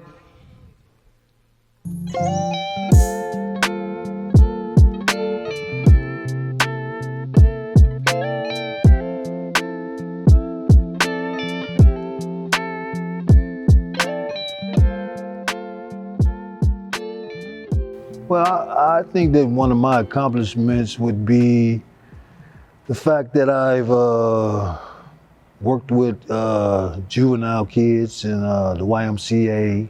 I've also received my welding certificate and went on to weld at a prestigious company. Big accomplishment was working with Project Return. First and foremost, I would tell my younger self to listen to my parents. But I would also tell myself, keep going, don't give up ever. As long as you are out here, you can end up being someone, somebody. You are someone, somebody. Just tell yourself that. Well, right now I'm in the process of getting my second for drug counseling, and that's to help individuals with their drug usage and also with mental health, because mental health is one of the most important things that I think that society is missing. And it's really sad that they would, you know, a person with mental health would sit there and you would accuse them of crimes and then turn around and know that they have a mental health problem. They've been asking for it. They've been striving for it. They've been doing everything in their power to get you to understand that their mental health is bad, and yet and still you overlook them like they're not a part of society. Even though they have that stereotype, I've learned how to correct that as far as working with community centers such as Project Return, Table of Saints, and other institutions within the community that helps me become a better person today.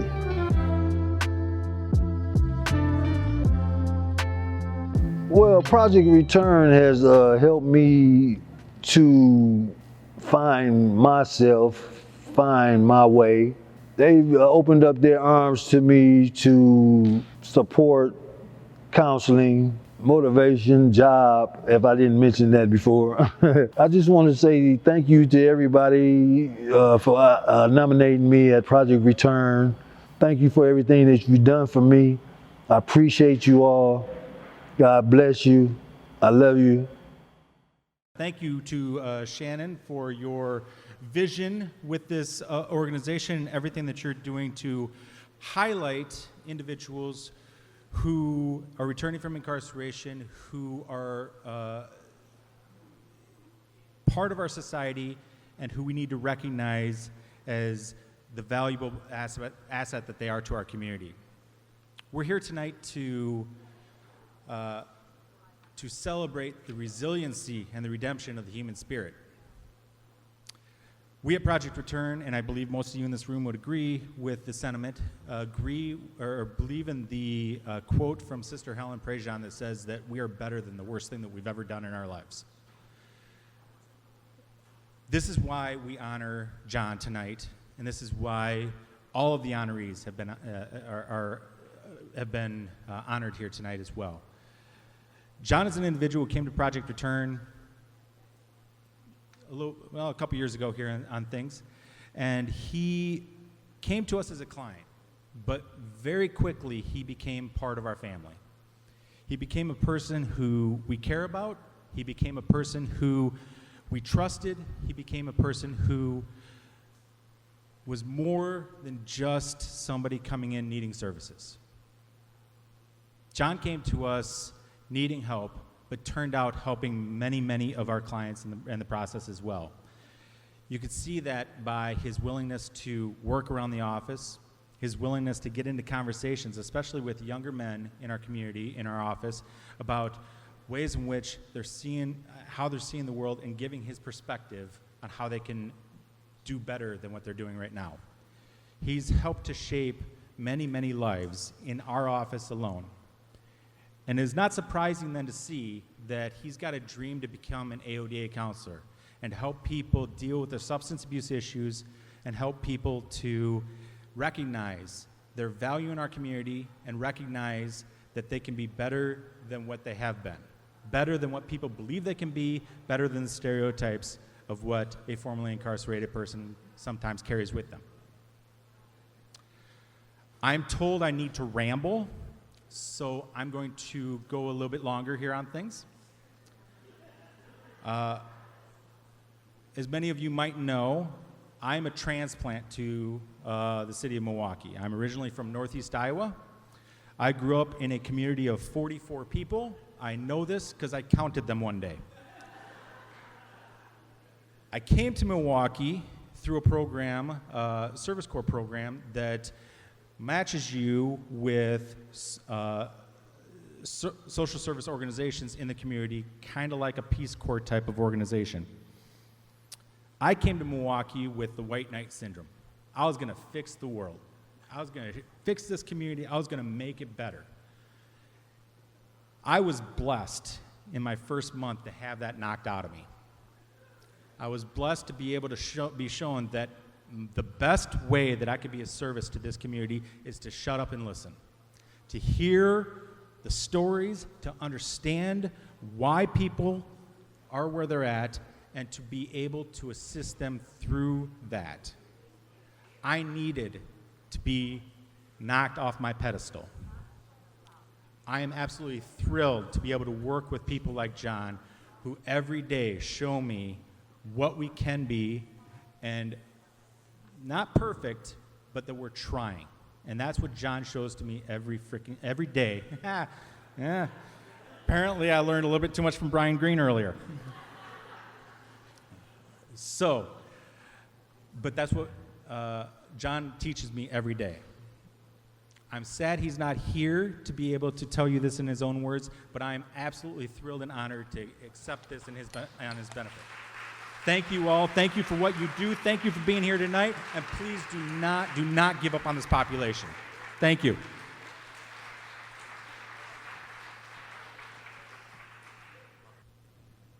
And Veronica Stanton was selected by Empower MKE.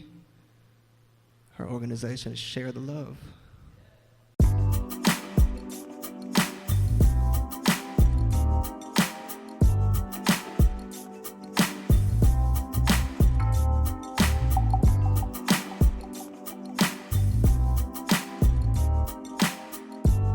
How about going back to school at the age of 45 and graduating high school, getting my high school diploma in 2016. And right after that, 3 years later, I went to college, to a Christian school, and attained my associates in Christian ministry. I went back with full year, went from 9th grade to 12th grade in a whole year. So, and it's not a GED, it was an actual high school diploma. So that means we went to physical education. I had to do physical education. We had to go to the gym, we had to put in so many hours. The reason why I went back to school is because at that time I was raising 4 of my grandchildren. And I said, I'm gonna be smarter than a 5th grader. So they come home with homework, and now I had to help them with homework. So that was one of my so I wanted them to know that no matter where you stopped at, you can always restart. My organization name is called Share the Love.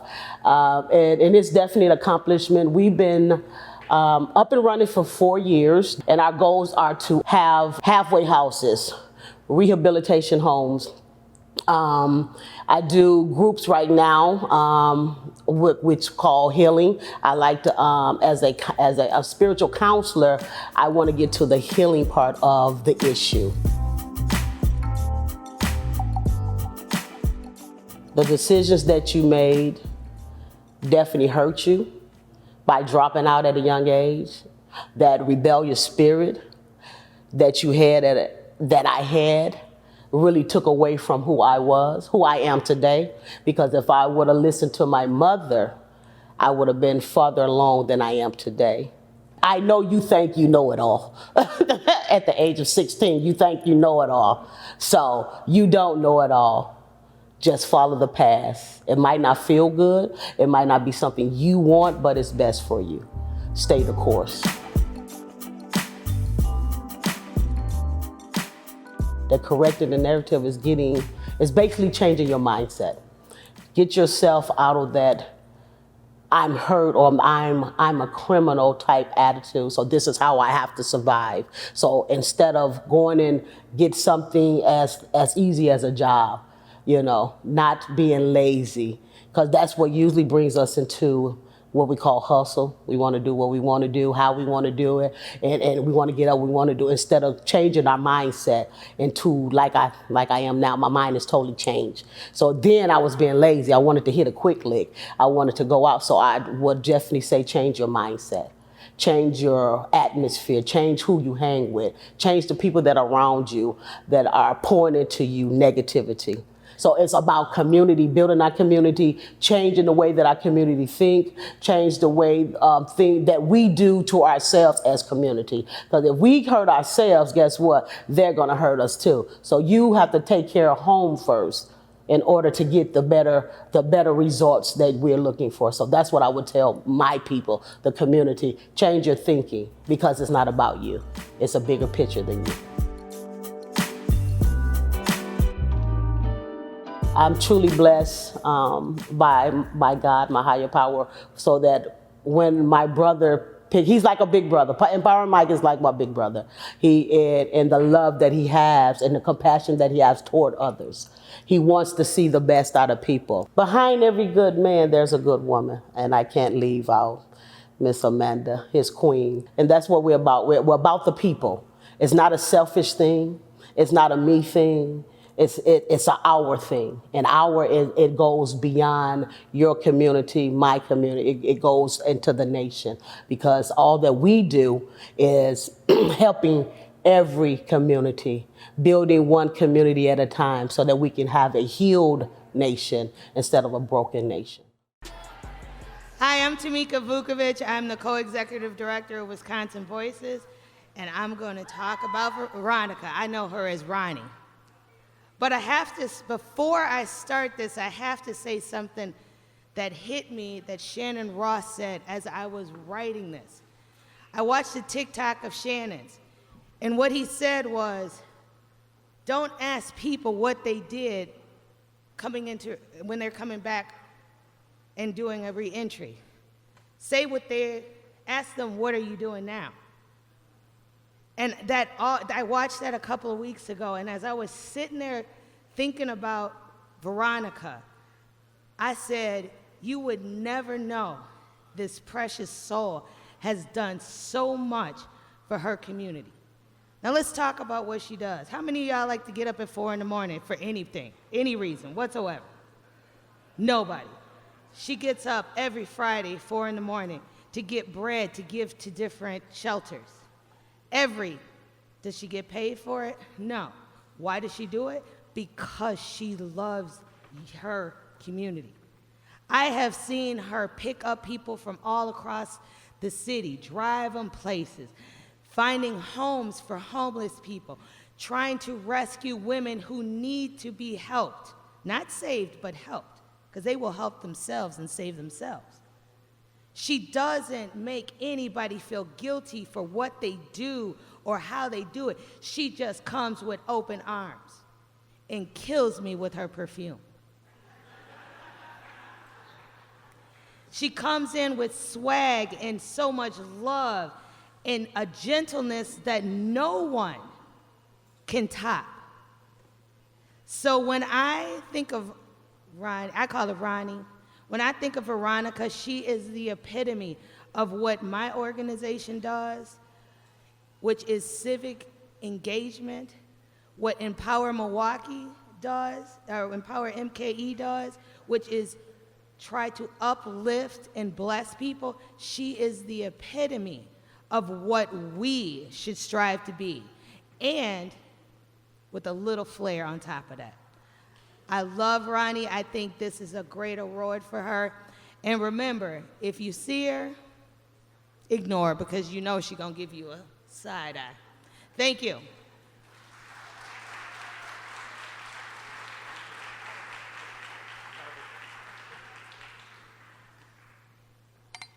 Y'all don't want her fingerprint, do y'all? Look at her, look at her, look at her coming through.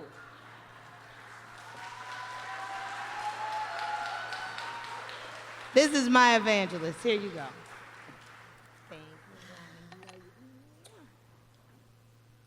Jesus did it.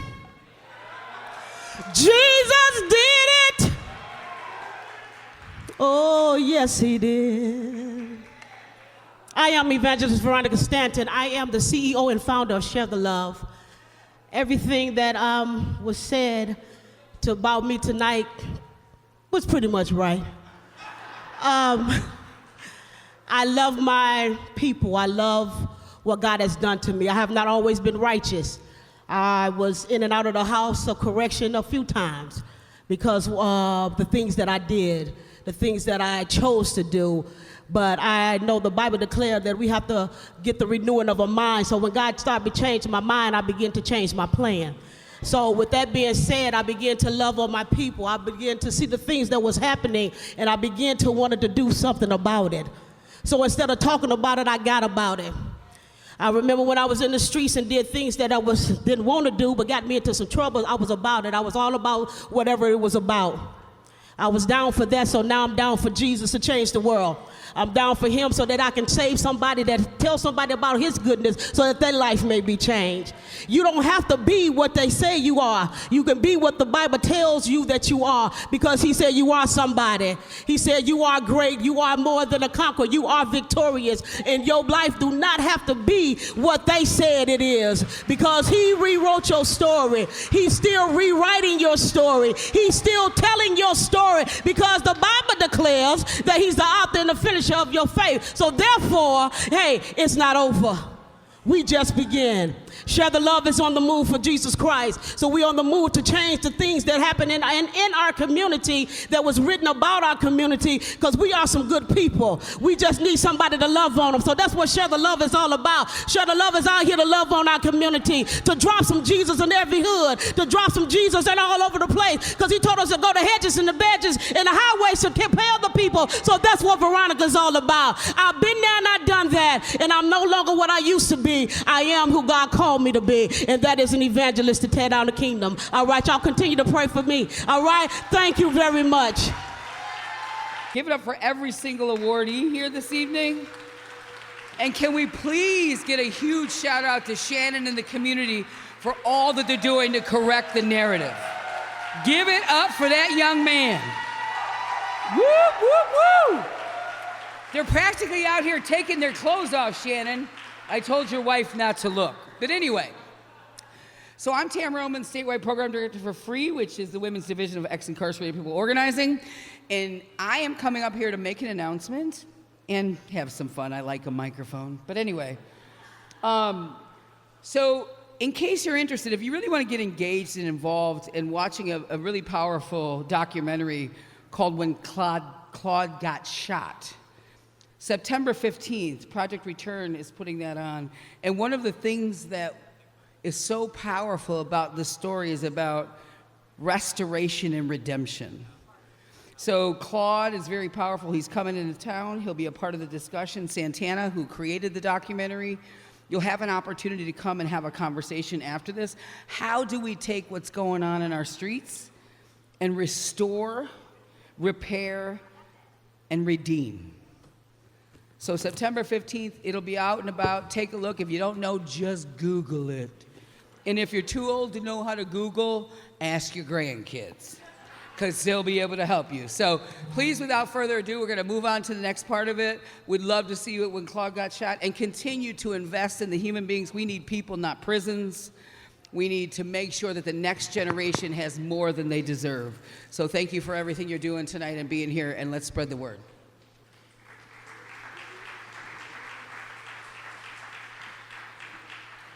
Right, thank you to everybody that stayed through the whole thing. We have our final performance of the night. This has been kind of a freestyle event.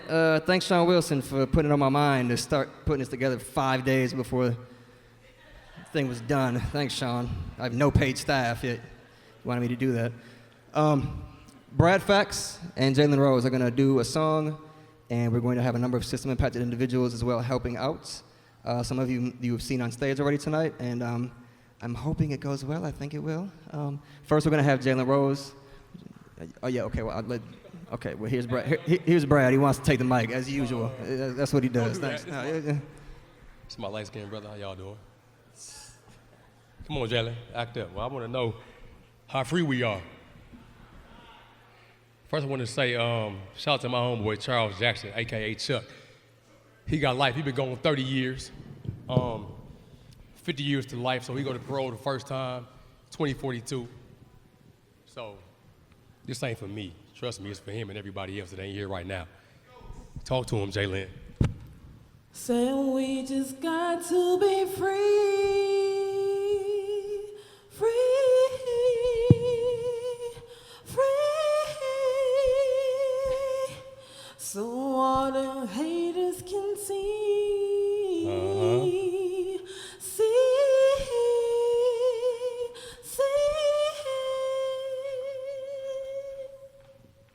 Let's go.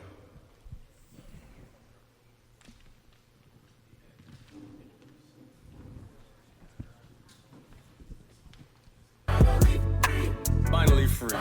I made it through all the troubles. Give me some volume, baby. All of the struggle.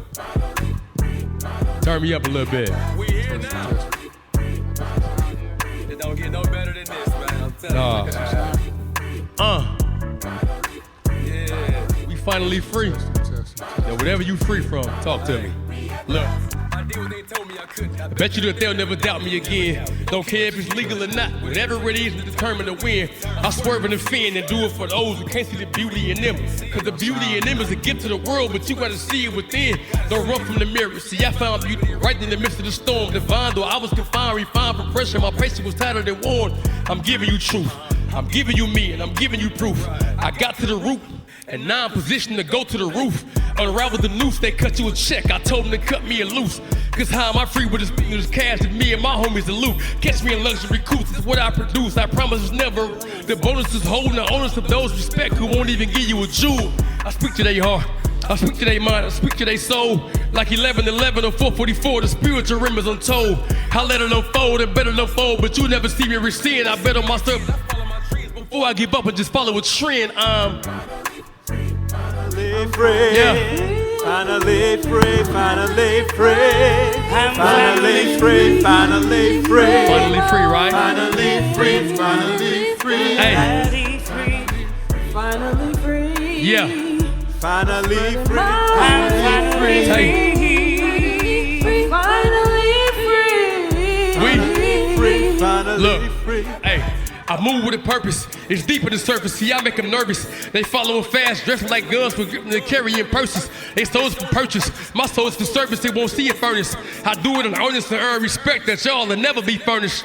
Love me or hate me, cause making them understand the side of your mission. Hope that you listen before you dismiss it, cause you can achieve it if you can envision it. Believe me, I'm living it. It's pressure, I'm giving it. It's peaceful to live in it. But I'm never giving in. I hear him talking, but that never bothered me. I know they think it was foul. They counted me out, left me in the lurch. It hurts, but I never threw in the towel.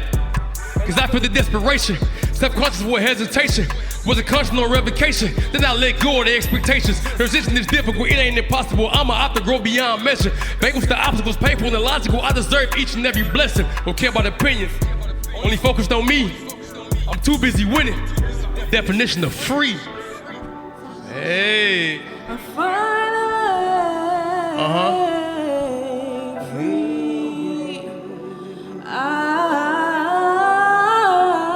Talk to him, Jalen. Listen, whatever you free from tonight, stand up and talk to him. Finally, finally free, yeah. I'm free, finally free, finally free, finally free, finally free, finally free, finally free, last, finally free.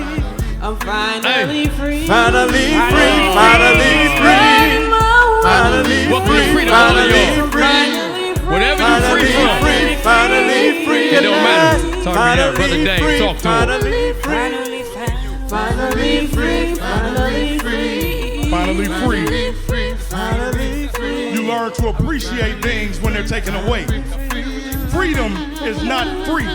Freedom costs. And right now, these men and women have paid a price for their freedom. Their freedom started not here today because we're here physically. Our freedom started in our minds. Our freedom started right where we were when we first realized we needed to change. And it was in that moment of realization that freedom came in. And now, physically free, but not totally free. We'll never be totally free until we exercise the rights of everyone free in this country. The right to vote. Unlock the vote so that this song means more than just physically being here. If you're sincere about freedom, support every effort to make sure every American is free. Freedom for all of us, or freedom for none of us. We're finally free when we all stand together. Finally free. Yes, sir. I want to thank y'all for coming out, man. My name is Brad Fax. I'm Jayla Rose. Shout to Shannon Ross and Sean Wilson for even having me. I appreciate that. And thank you all for coming out. Y'all have a good night. Give it up for Brad Fax and the peoples. Nice job, everybody. All right, and with that, you are all finally free. Thank you very much. I appreciate it. And we'll be here again next year. Thank you.